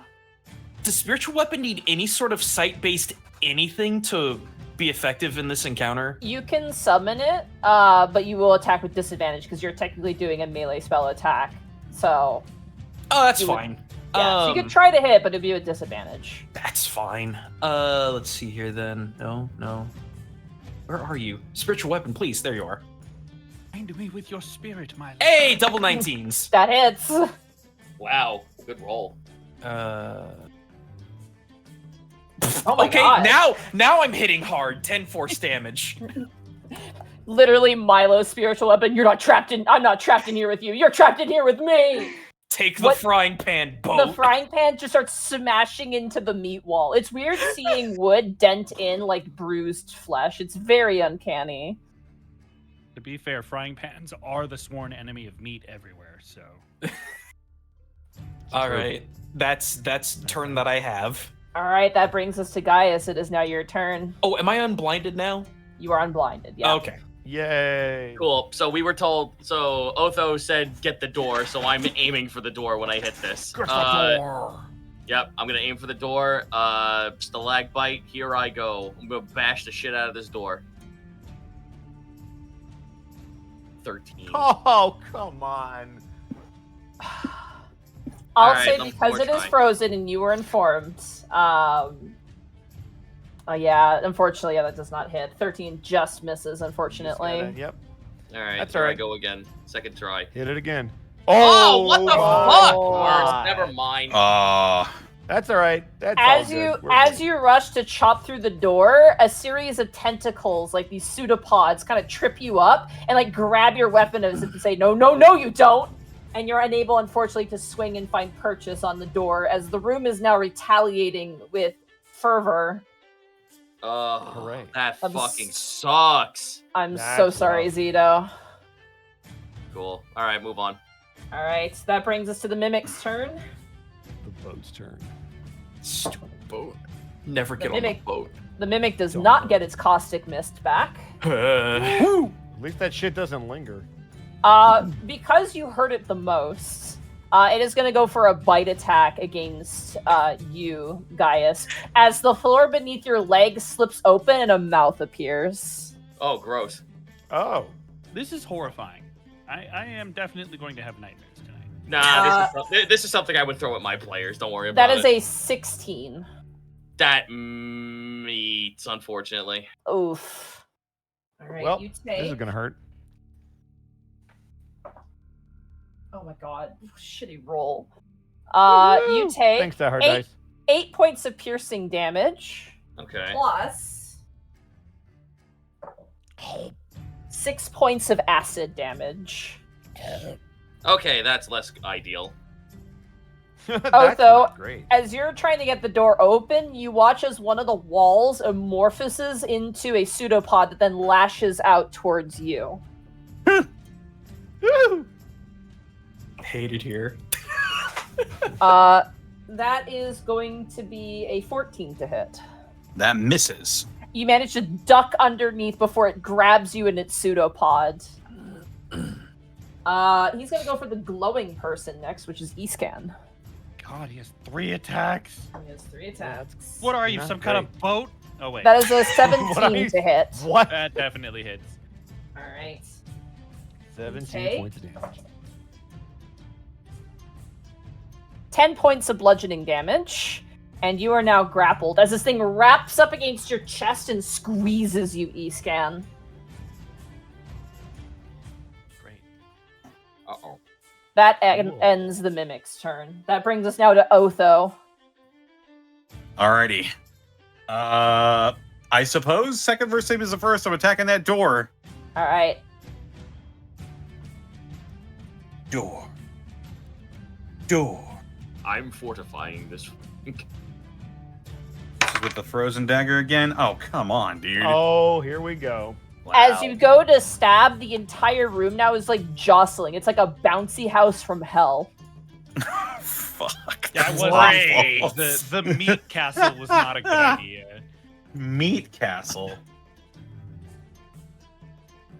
I suppose with my bonus action, I would direct Kai to better guide his aim, and I will use my Master of Tactics to give him the help action. You got it. All right, Kai, you have the help action provided. The family. Then it's your turn, Otho. Yarp. All right, E-Scan, it is now your turn. As you're currently like being flung around the room. It's very discombobulating and confusing. This sucks. I'm gonna cast Cure Wounds on myself. Okay. Cause ow. Because. So I'm gonna get 7 HP back. Hooray. And how big is the room? While I'm being flung about, is everybody within 30 feet or? Yes, everyone is within 30 feet easily. Okay, so I'm gonna give 1d8 plus 4 to Gaius, who just You got got it. walloped. You You get 5 HP, Gaius. We are stuck in these rolls. Oh my okay. god. If we TPK to a fucking boat mimic. No, bad. Honestly, just I'd be pretty Our okay. grand journey as the Reclaimers begins now. You shouldn't See, have. You this is why I shouldn't have didn't picked want a a name. It always goes You down shouldn't to have picked a name. We should have just been The work in progress undescribables. until the end of the campaign. Undescribable. The undescribables. Oh man. All right, that was your action, and is the chalice a bonus action? It's a non-action. Wait. Yeah, it's whenever I cast a spell. Oh, okay. That restores. Then you but I don't. you still have your bonus action. I guess I'll hungry jaws it. This is. Go for Oh my it. god. Bite it. Why not? Bite it back. Terrible idea. Snack that You're bites gonna hit back. it though. This is the one you hit. The snack that bites back, E-Scan. That's a Yeah! Oh my Let's god, that go. You finally hit it. It was a fucking For the boat. first You fucking actually time. did You damage. needed it to be a massive fucking boat for you to bite something. You actually hit the broadside of a barn. Oh my I can God. bite the broadside of a boat. And here's the He's best getting part: you actually shoveling wood did into his damage. mouth. Yeah, it's gonna take 5 piercing damage, and I get 1 temp You HP. get one. Let's go. Hell Let's yeah. go. All of you This- hear a shrill shriek in the room as you hear a crunching noise, like just like the sound of a bear chomping down on a slab of meat. And you see currently the mimic's tongue like holding E-Scan in its grip, immediately tense up and almost think about flinging him, but actually tightens its grip on E-Scan as it takes 5 points of damage. The thing is starting to look kind of rough. Don't worry, guys. I got it. Yeah. Swallows. All right. That 1 HP is iron because he swallowed a nail. Yeah. Meat nail. Ooh, Ooh. Mm. All right, E-Scan, that ends your turn. that's it. All right, Kai, it is now your turn. You can see now, and you're looking about the room filled with eyes and mouths.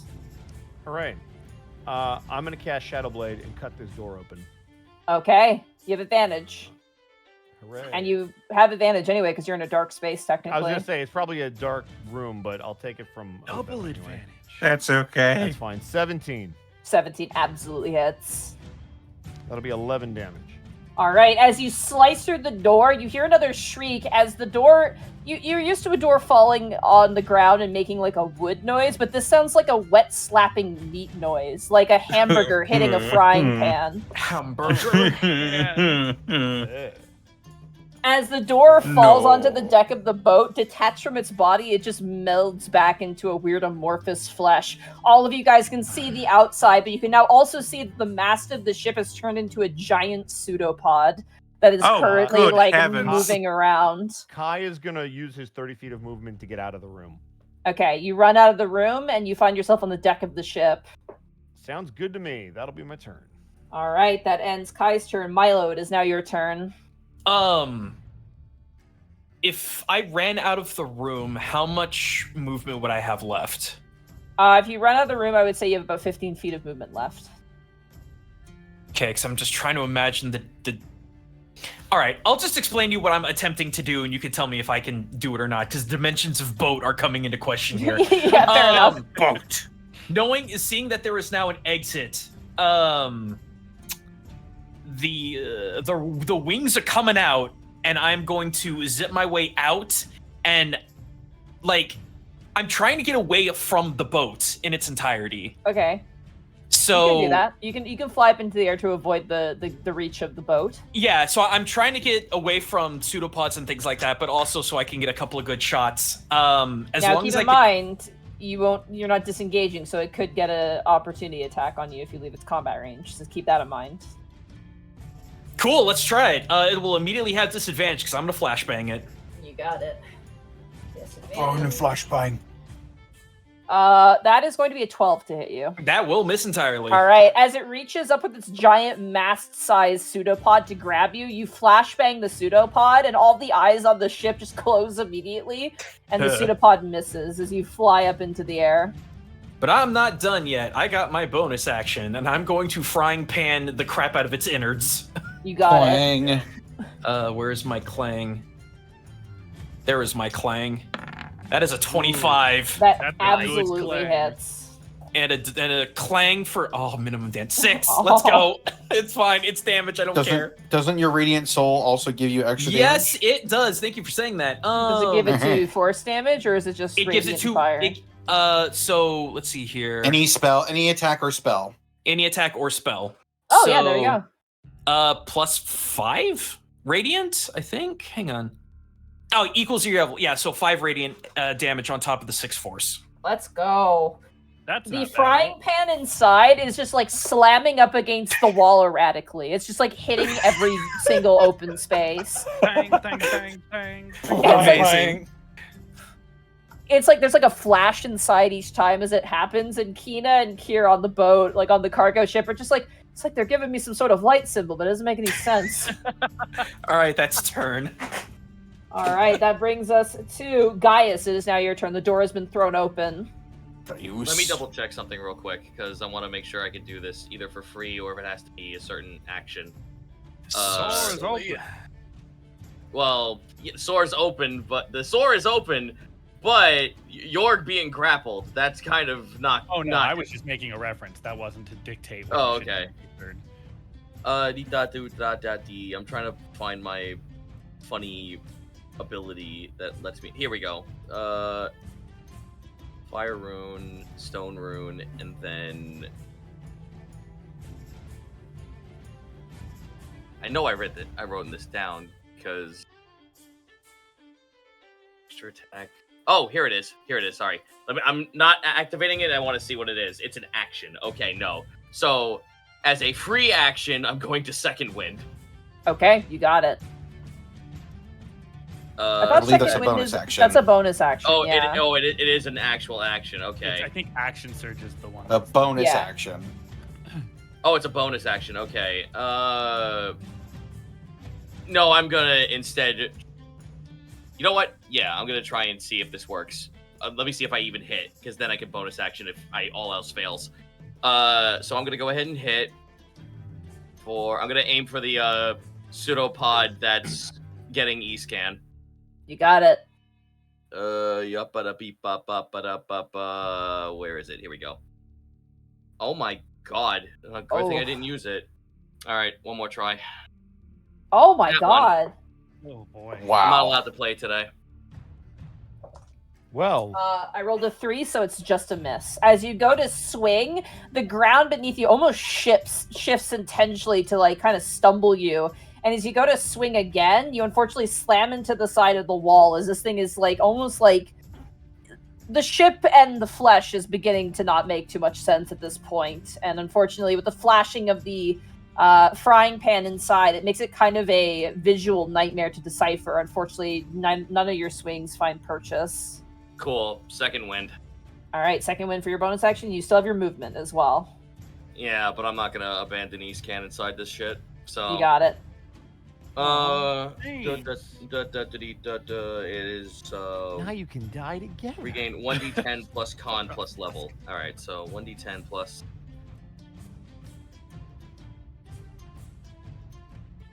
It's 1d10 plus. So 5 plus 4, 9 plus level. So 14 HP back. 14 HP back. That's not bad. Nothing to see Yeah, that. that's not. Well, you know, it would have been nicer if that was aimed for damage, but I'll take this. All right, you guys, then your turn. Yep, unfortunately. All right, it is now the Mimic's turn. The Mimic does not get its Caustic Miss back. Whew. It's gonna start by going for the one who's running. So it's gonna go for a it's gonna go for a bite attack against Iskan, I think. Ah, Because it's bite the one who bites. slowly I see. In drawing me you power. into its mouth. He's the one who bites. Oh god. Well, that dice is gone. I'm saved. Oh god, that's shit. That's a 13 to hit. That's my AC. Oh, no! Oh no. Iskan. This is gonna He's hurt. gonna need you to buy some armor. Says the wizard. I know, right? Yeah, I need some too. You take Fucking 8 points of piercing damage, plus 4 points of acid damage. Oh boy. As this thing, like, lowers you into its mouth and begins to, like, chomp down on your midsection.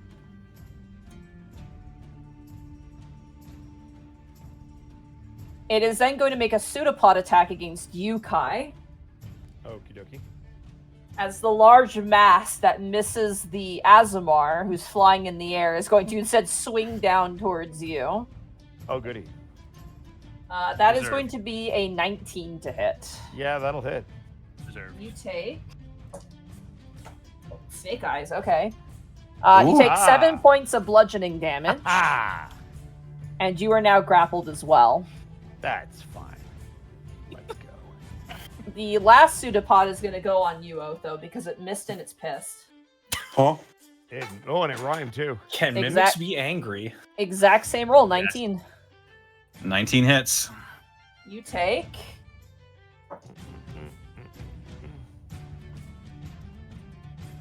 10 points of bludgeoning damage, and you are now grappled. I will uncanny dodge to reduce that to 5. You got it. That ends Yeah, the baby. Mimic's turn. That brings us to Otho. It is now your turn. Okay. I will.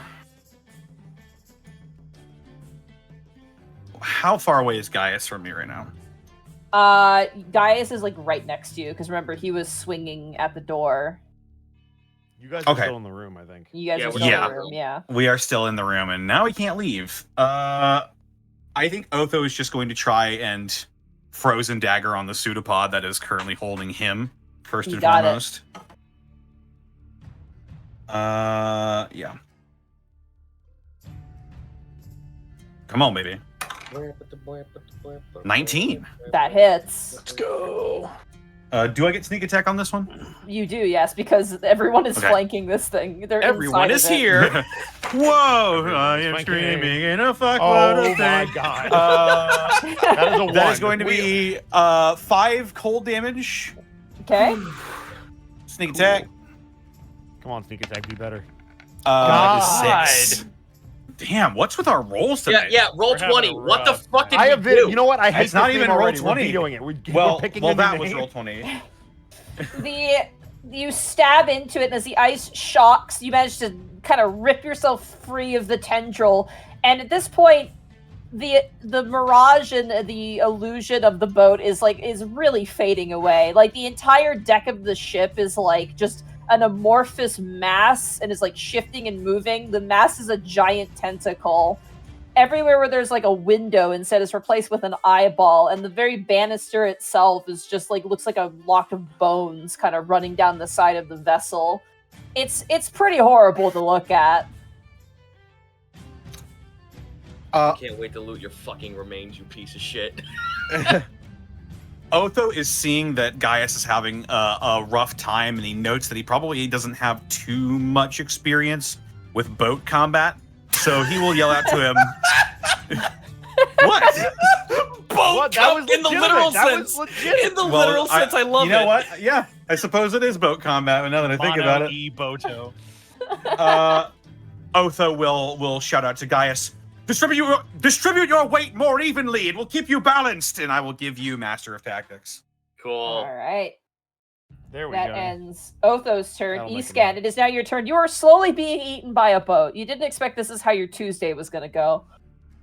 It's Wednesday. My dudes. Iscan My dudes. is going to think back to the training in Delpharia, in particular his time in the zoo. Oh shit.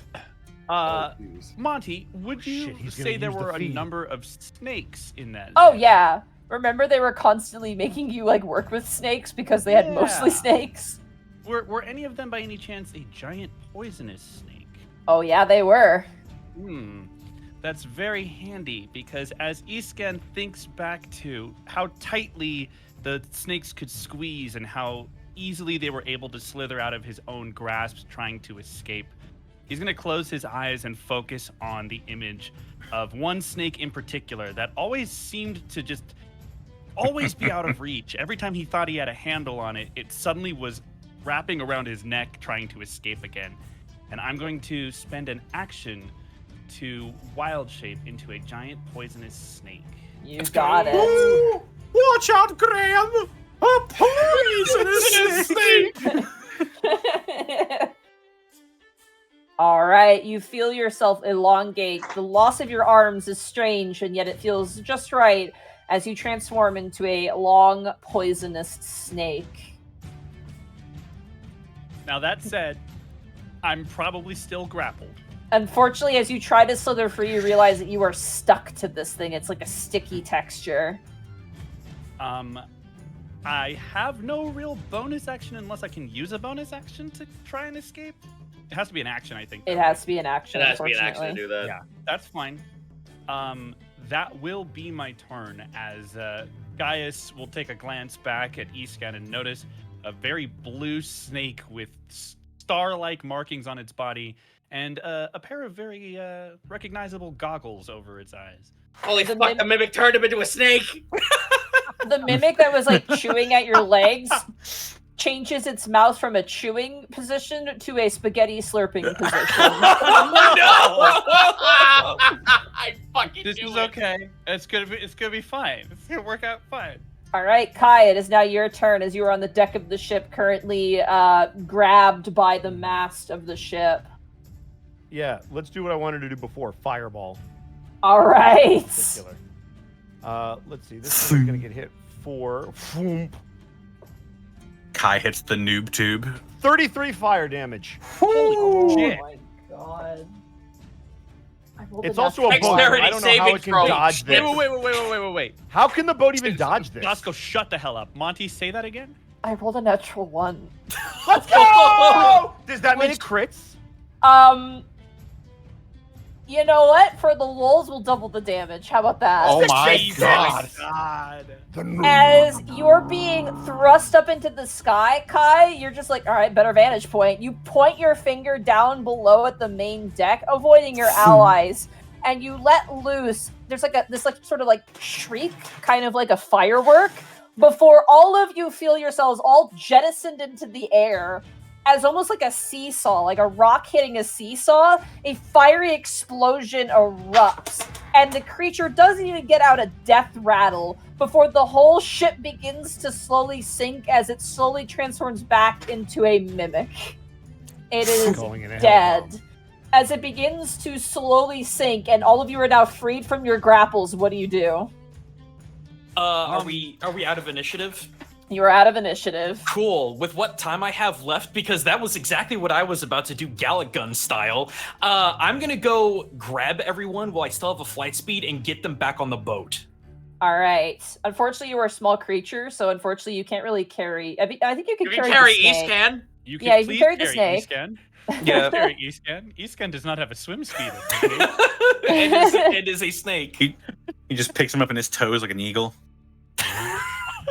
As you all kind of rush and make your way to the boat, you jump into the water, where you see currently biting and chewing at the decaying corpse of the ship mimic. All those little scavenger fish begin to partake in a rather large and meat-filled feast. Gross. A meast. With- No, with I my regret last- saying that.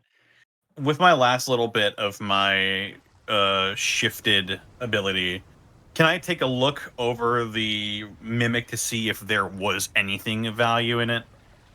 As you guys kind of jump onto the boat and like the entire thing kind of capsizes, but it's still floating in the water, you notice there's almost like this large like heart-like organ that's rested in the middle, which has been scorched in half. Like that easily killed it in an instant.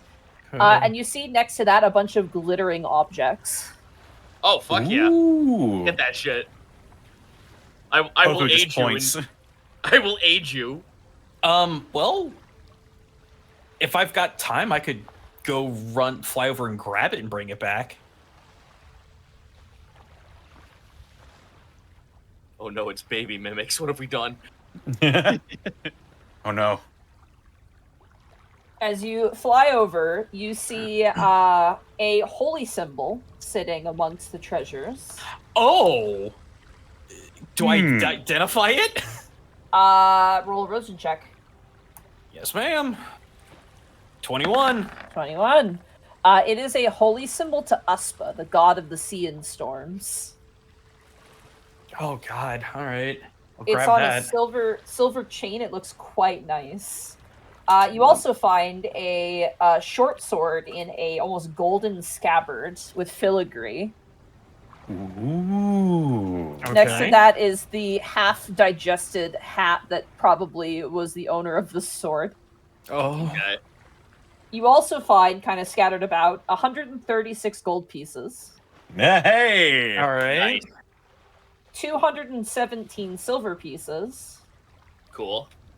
and 510 copper pieces. Goodness gracious. Hot damn. What an appetite on this lad. I know. All right, Somebody's guys. very glad we went on this trip. All right, guys, I got everything back. He looks very perturbed at the holy symbol of Uspa. Snake Scan will kind of slither up to the symbol, kind of flicking its tongue out at the symbol and then looking up at you.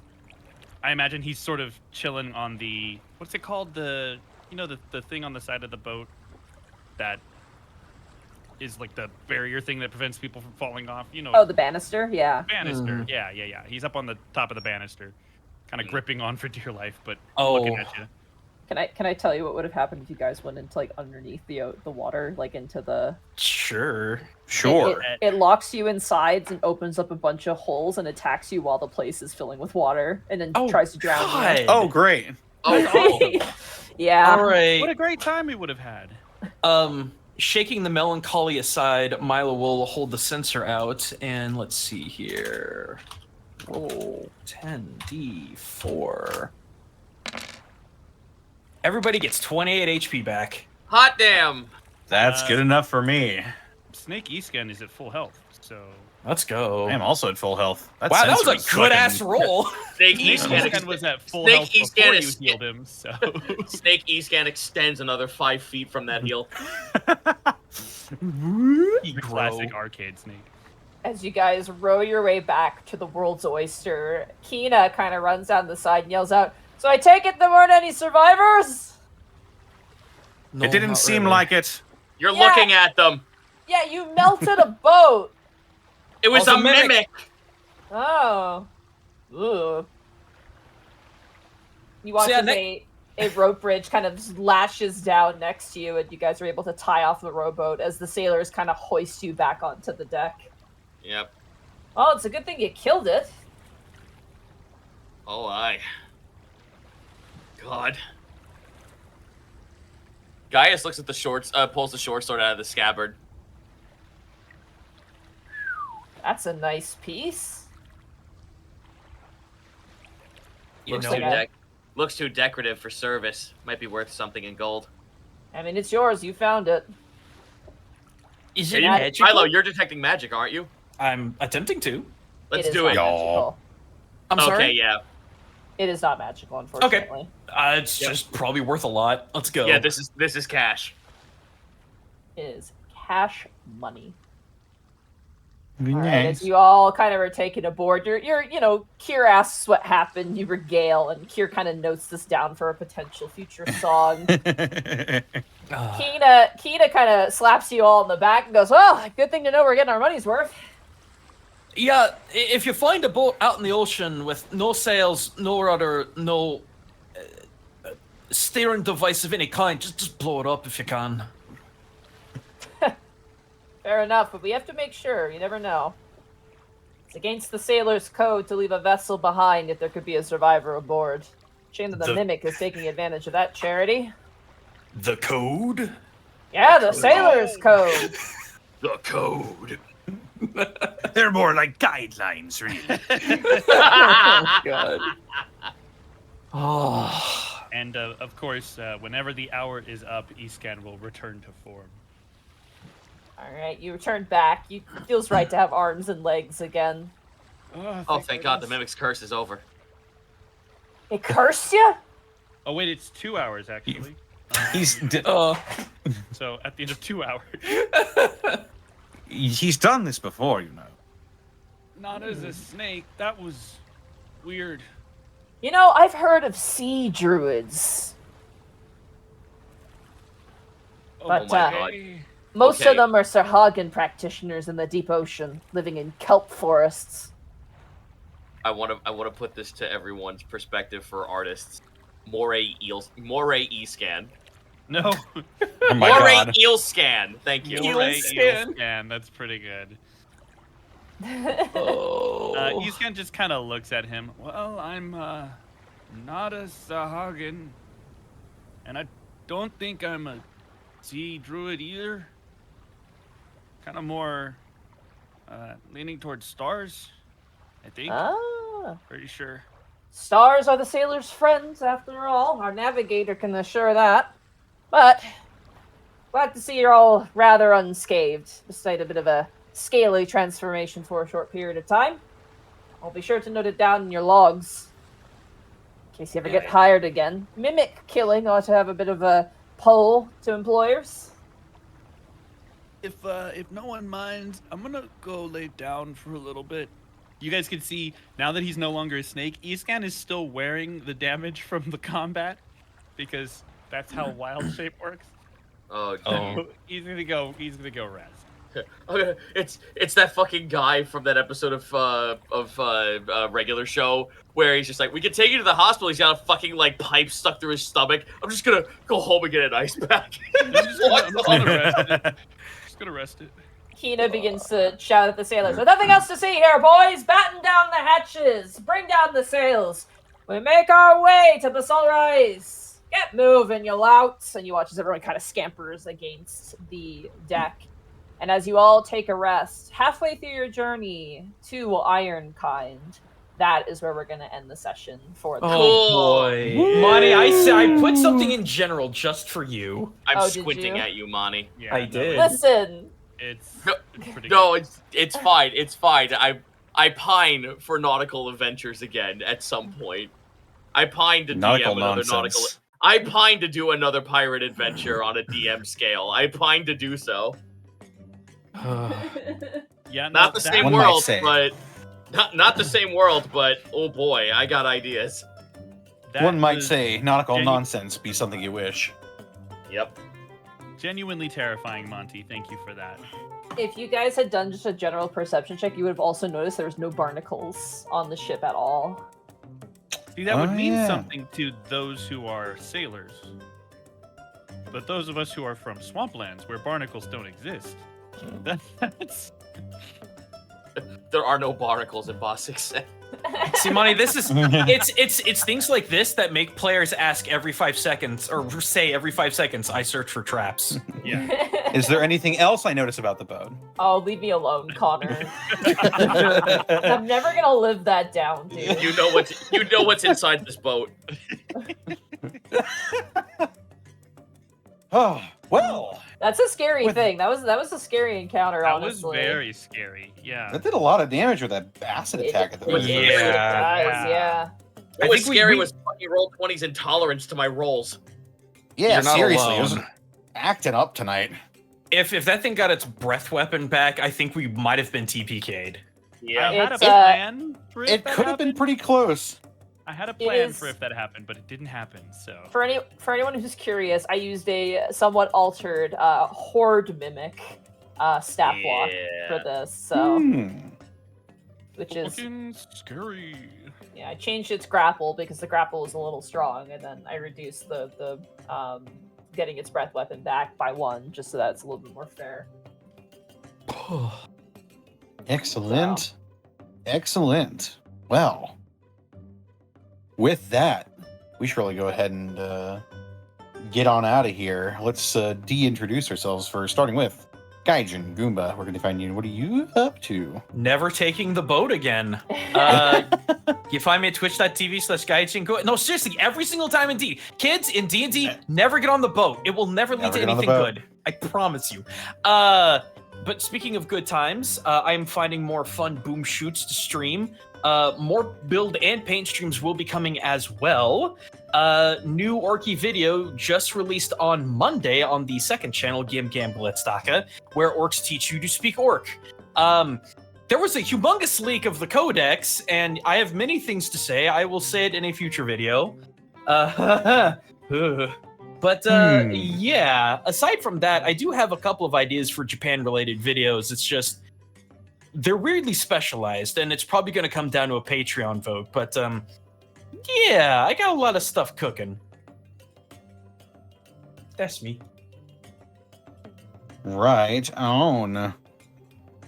Up next is Mark Allen Jr. Where can they find you? And what are you up to? Well, when I'm not wetting myself in combat, you can find me on Twitter and Blue Sky at Mark Allen Jr. Here on Twitch at Aeon Protect Gaming. Follow me on Instagram. Actually, follow Bunny on Instagram at Chonk for Life. And if you want, find me on TikTok as well at Mark Allen Jr. VA. My VOD for the Total Solar Eclipse is still up. It will be up for quite a while over on my Twitch. And I will be uploading the raw footage from my camera in the field later to my YouTube. So I will be tweeting about that and putting it up on Blue Sky when I have that up. Hopefully soon. I have a very busy schedule right now, but I'm going to try and make some time for that. And swing by my Twitch on Sunday, 3 p.m. Central. We'll be spinning a genre wheel, and whatever genre we get, we've got 3 hours to make a song in that genre. A couple of new genres are going on the wheel this week. I'll give you one of them for free. You'll have to come to the stream for the other. Are you ready? Here's one of the new genres that will be on the wheel. It is YEEDM. That's YEEDM. If you're not familiar, come on by. If we spin it, I'll tell you more. That's it for me. Yee. Excellent. Up next, we got Zito. Where can they find you? And what are you up to? Twitch.tv/Zito, where tomorrow I will be playing cards with the chat, and then after cards, I got 2 new indie games I've been looking forward to show you all. I want to, now that I have some disposable cash for a little bit, I can now actually pick up a couple of indies, so that'll be fun. Sniper Elite. If you like Sniper Elite, but you only get 1 bullet, does that sound fun? Well, it's a puzzle game, and you have to ricochet the bullet all over the place. Children of the Sun. You like Clock Tower SNES? That's a roguelike with witches. Withering. Oh god, it was like, I forgot the name of the game. I'm sorry. Withering Rooms is the game I will be showing off. And if nautical nonsense do be something you wish, I have multiple aquatic races playable on the living index, which is on my Patreon, such as you get little Kraken humanoids. You get little Kraken humanoids. You get basically a race of elves that is just Ursula from The Little Mermaid. You get goblin sharks, like literal shark goblins. You get intellect devouring jellyfish, and you also get so much more. There's 60 races, soon to be 70, and I haven't scratched the surface on how many there are on that. So yeah, please go check it out. It'll be updating soon to 2.0. Buy it once, you get 2.0 and 3.0 updates for free. Very nice. Next we got Monteglue. Where can they find you? What are you up to? Oh my gosh, you can find me at Monteglue on Twitter. You can find me at Monteglue on Blue Sky. You can find me at twitch.tv/Monteglue and YouTube Monteglue. Tomorrow, hopefully some more Dungeon of the Mad Mage.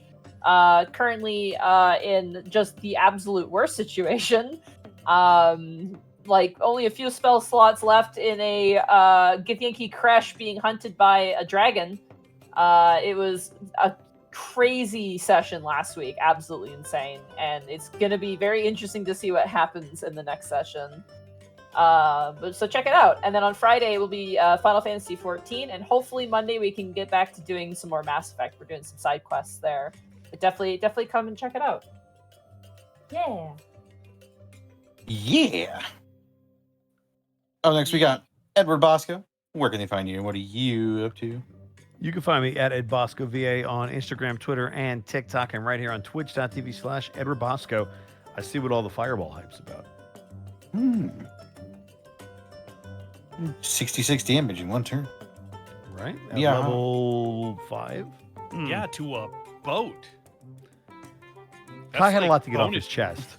Yeah, Kai had a lot to get off his chest. Boom. Well, right on. As for me, they can find me on Twitter, Twitch, YouTube, Tumblr, and Blue Sky at Distortion Devil. I stream Tuesdays, Thursdays, Friday, Saturday, and Sunday. Playing some more God of War tomorrow. Friday, gonna be playing some Content Warning. Saturday, gonna be playing some. I'm not sure. Are you at a convention again on Saturday? I am. Well, in that case, then I'm not. Yeah. I'll figure out something else to do on Saturday. Yeah. But normally it's Lost Judgment. Yeah. One day I'll stop going to things. One day con season will be over. Yeah. Well, you're gonna be with me at one. That's true. That's true. At the end of the month here. Yeah. Anime St. Louis. It's Come like- say hi to Connor and me. Yeah, it's like 10 minutes away from my house. I mean, I'll say hi to Connor, but I don't know about you, Bosco. Yeah, I don't like that Bosco guy. What was that? I couldn't hear you over the sound Connor's of not super listening. cool. Yeah, Connor's way too cool.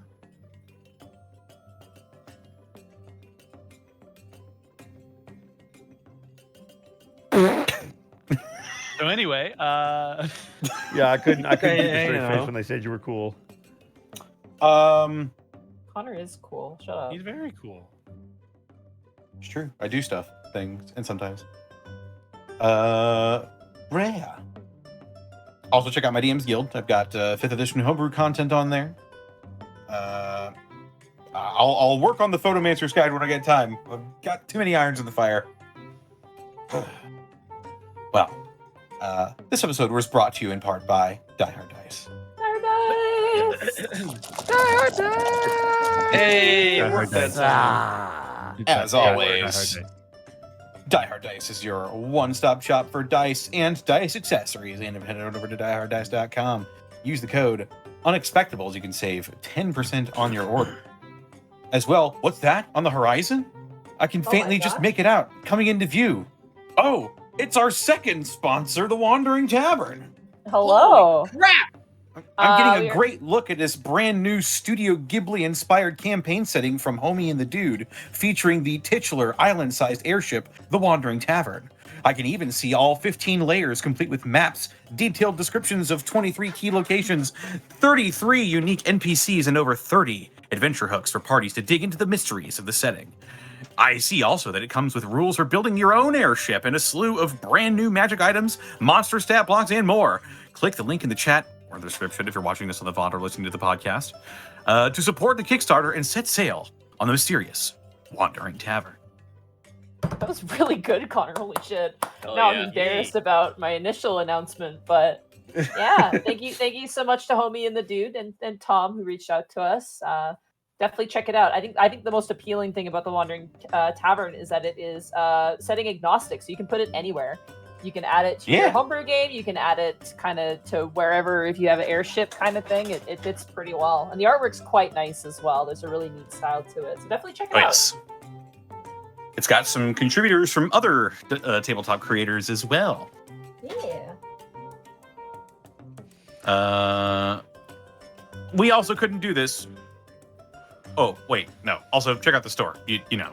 Spring store. You know, Yeah, you know. get some stuff. Buy our that merch. other thing that we talk about sometimes. Yeah, We- that place. The thing that does the stuff. We also couldn't do this weekend. We got without bits and subs from wonderful viewers like you. Where did we leave off again? I believe it was with Booty Call and the Jelly Rolls, and it was 100 bits, I think. Yeah, I was about to say, yeah. Yes. Booty Call and the Jelly Rolls. Thank you for the 100 bits group name. Group hype. Her Gengar. Reclaimers, Thank you it's for official. We're officially the Reclaimers, and we almost died the day, like a couple days after we solidified it. And here are the Reclaimers. They're dead. Dead. Her Gengar, thank you for the bit. I'm snacking on Doritos Chili Limon Dinamita. I never got chili lime flavor. It doesn't taste good to me. Well, it's not for you, Connor. Oh. Damn. I should probably eat human food instead. God. Like Tabuya, thank you for the 100 bits. That was an awesome poem, Monty. It was Kier's. Oh, okay. Well, no problem then. Good job, Yes. Kier. Thank Yeah, you. Kier is a great writer. Monty, not so much. I've been working on it like on off for a little bit. It was So you supposed said to it was originally Kier. be Kier wrote. Yeah, whatever. Leave me alone. See, what had happened was. Stick to the script, Monty. Who wrote it? Kier didn't even write it. Kier learned it. So Damn. So, okay, I take back everything Oh I my said. All god, your there's stuff. so many layers to this. yeah, there's a I lot of feel like I've been layers. lied to. Up next, we got Reaper Harlequin. Thank you for the 50 bits. Episode title, Silence of the Black Goats. Skeletalpha, thank you for the 48 months. Thanks again for stopping by, gang. Also, man, that poem was metal. Hey, Skelly. Thunder. Wow. Thank you for the 69 bits. Title suggestion, that was a joke, kids. Oh. No, And another 100 bits from Thunder. Wow. Title suggestion, Reclaiming Glory. Callum Draws, thank you for the 10 bits. Episode title, Reclaiming Our Destiny. Revenge Risk, thank you for the 35 months of Prime. Mr. Snacks, thank you for the 34 months. Mr. Insecure, thank you for the 100 bits. Episode title, What's in a Name? Pretty good. That's not bad. Centaur. Actually. That's not bad. Centaur Cry, thank you for the 50 bits. Drat, too late to give my name suggestion. Alton's Arisen. Ooh. Is the wind pushing us into the current again? I hope not. That place is scary. Get to the clouds again. I feel the blood in my veins. People land, one, Callum- 2, 3. I'm sorry. Callum Draws, thank you for the 20 bits. Episode title, Claiming What's Ours. Another good one. Bubba Bob, thank you for the 500 bits. My dude, the black goat, has been living Goat Simulator from the beginning. Oh, God. Gaius, are you still in the simulation too? Bleh. Groudon Knight, thank you for the 5 bits. Get to the ship. We did. It was a mistake. Pelican Bubba 1, Bob. take off! No. Bubba Bob, thank you for the additional 500 real. bits. Can we get Grammy as a guest NPC? I can do that for No. free right now. No. Here's that No. ingredient. No. I'm gonna Kai, let me get that pinky finger. I'll get a taste of it and make a good stew. Turns out the secret ingredient was the friends we made along the way. Yes, because I cooked them down! Zito, I hated everything that just came out of your mouth. Yeah, calm down, Bev Big Head. Ow! Mrs. Thank you for calling out exactly what her voice is supposed to be. You are the first, Listen, we both grew up in the same era. you are the first and only person to actually put the correct reference together. I got you. Years fam. after the game I is got over. you, fam. I got you.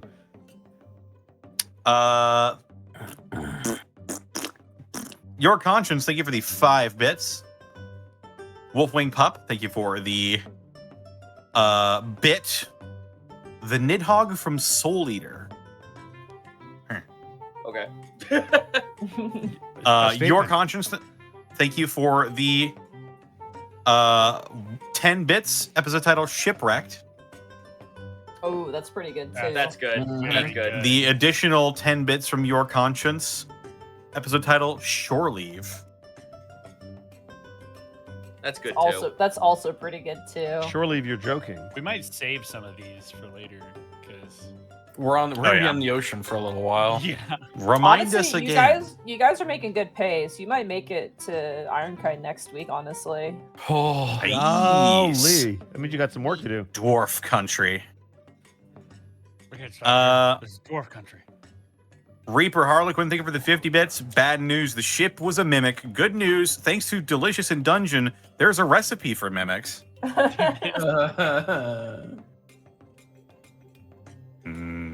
Anything's friable if you try hard enough. Killer Chansey, thank you for the 10 bits. Episode title, Howl's Moving Ship. Although it's Jowl's Moving Ship on here on the bit drop. Yeah. Jowl's Moving Ship. Mountains Gamer, thank you for the 200 bits. Title suggestion, Tales on the Wind. Stellar Coyote, thank you for the 100 bits. Just remember, none of this would have happened if Zito didn't kill Gulfer. I'll fucking do it again! Bring him back just to kill him again. Bring him back just to end him. Faye Trickster Ligma, thank you for the 100 bits. Episode title, I Found You, Faker. That's the winner. Faker. I think you're the fake boat around here. You're comparing yourself to me? Go watch Lythero's new video. It just came out today. You're not even good enough to be a boat. I'll make you eat those words. Boat control. I hope Barry Kramer hears about this escapade because there are so much boat memes that he has in his videos. No, it's serious because no one turned into a boat. The boat turned into something. That's the killer. Not too late to change our name, guys. We can be the Unboatables. Unboatables. The Unsinkables. Oh. Bubba Bob, thank you for the 500 bits. Kier's new hit song, Don't Rock the Boat. Don't tip the boat Rock over. the boat, don't rock the boat, baby. Killer Chansey, title revision, Jowl's Moving Hassle. That's even better. Wow, that's really fucking good. Yeah. Zen Lita, thank you for the 100 bits. Title suggestion, Reclaiming the Sea. Miss Tweetums, thank you for gifting a tier 1 sub to the Citric King. Hey. Boo. Okay. Callum Draws, thank you for the 25 bits. I feel like when the party fights Wormtongue again, he's going to call them the Reclaimers. And then we'll snap his neck. And then we murder him. We laugh uproariously as we just hold him over a fire. He like pops into a piece of popcorn. We cook him on a spit Worm roast. corn. I don't want worm. Well, we're not corn. spit roasting anybody, Connor. Calm down. Stiller Coyote, thank you for the 100 bits. Buffalo Wings, Cherry Coke, and the Unexpectables. Tonight is good. Ooh, Hell yeah. delicious. Except for the cherry part. That's ugh. What? It's cherry flavored. So ugh. All right, well, we'll give you your dandelion Coke as soon as we hear Oh, back. good. Excellent. Nice. Damn. Cherry Coke's Dr. Pepper. Destroyed. You know what's fucked up? I've never eaten dandelion, actually. Like, well... No, Monty. No, Monty. Don't No, dig don't try to yourself- revise the story. Do not Alright. dig yourself a hole any deeper. Fine! Let it go. Revisionist history. Yeah. Oh, well, I didn't really eat it. I just kind of nibbled it and, like, kind of put it in my mouth, but I I didn't just swallow. only chewed it for like 30 to 40 seconds. I and recognize the swallowed it. taste. I didn't eat it. That's It was like already... tobacco chew, but a dandelion. You've never done that? Am I the only one? It's a Canadian thing. All right. Zana Bizana, thank you for the 100 bits. I just got the living index. I was curious if you or Gaijin considered Nurari-hyon as a race option. No, not Ihyon. Okay, so they're basically poser yokai that think they control, like they're the top dogs of all the yokai, but they usually just squat in some random dude's house and has a huge head. That's hilarious. That's funny. I don't have any plans for that. If Gaijin wants to do that, that's all completely him. I gotta be real with you. The ones that I did make, I asked Gaijin to give me a hand on them because 2 of them are made up. One is a mirth spirit, and the other one is a catfish spirit. So, I am Yeah. I am posting it in general. So Here you go. It's this squat- fucking thing. Oh my god! They Yeah. squat. I knew it. They squat in some dude's house and they have a huge head. It's just Yeah. Roger from American Dad. yeah, it's Roger.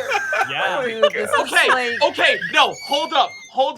This motherfucker right here, I want you to hold on to that energy because something like that will occur in the living index. Not like that specifically, but something like that will occur. I can't Look believe at this. I can't believe the Japanese invented the troll face in ancient times. Oh, They Monty, you don't even invented know. many things. There are so many sassy faces in old scrolls. It's Oh. incredible. Chat, I'll tell you this. Don't expect yokai as the answer. My only hint I'll give you is grays. Look to the skies. Okay. Calendros, thank you for the 25 bits. When Kai hit the critical fireball, I was just picturing him in the hollow purple pose. I don't know what Imaginary technique. Imagine it's Fireball. Yeah. It's what? Jujutsu Kaisen or something. Yeah. Oh, okay. Yeah. It's a I Jujutsu trust you. Kaisen thing. I'm assuming that's an anime.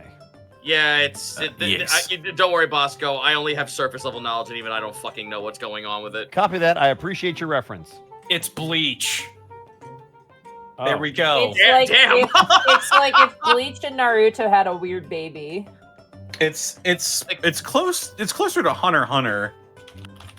What? Okay, you're saying a lot of words right now, and I'm confused. Anyway, So we'll just move on. Callum draws like every 15 bits. Black goat. None of you understand. Do you know the torture it is to live as a goat your whole life? Gaius. Skill issue. Sounds like a skill issue. Fucking skill issue. You knew right away what the Stop. what the Block punchline on was. wake up level 1, dumbass. You understood the assignment. Axios Riot, thank you for the 41 months of Prime. Daniel Bonin, thank you for the 20 bits. Title suggestion, Unnatural Wanderer. Bubba Bob, thank you for the 500 bits. Title suggestion, Goats, Boats, and Musical Notes. I love that. That's really That- good. That's pretty good. Actually. And Kilroy Von Lotwick, thank you for the 5 bits. Oh, who do we want to raid? Who do we got?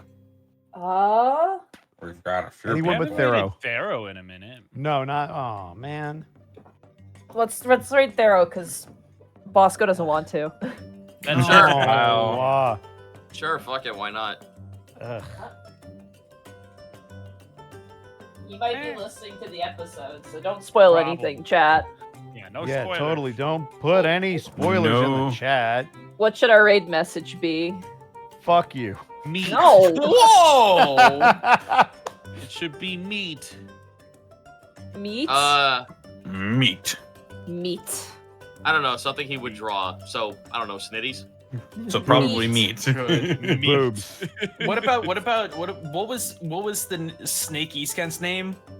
Snake No, that's Snake spoilers, Ollie? though. Oh, that's fair. Yeah, I was about to say, we Yeah, can't eater. use Moray Alright. eel scan. I think a lot of people are chanting meat in the chat, so maybe we just go with meat. Oh, Alright. boy. There you go. Meat. We're going with meat, apparently. All right. Take care, everybody. See you next week. Bye. Bye, nerds. So snake spaghetti, huh?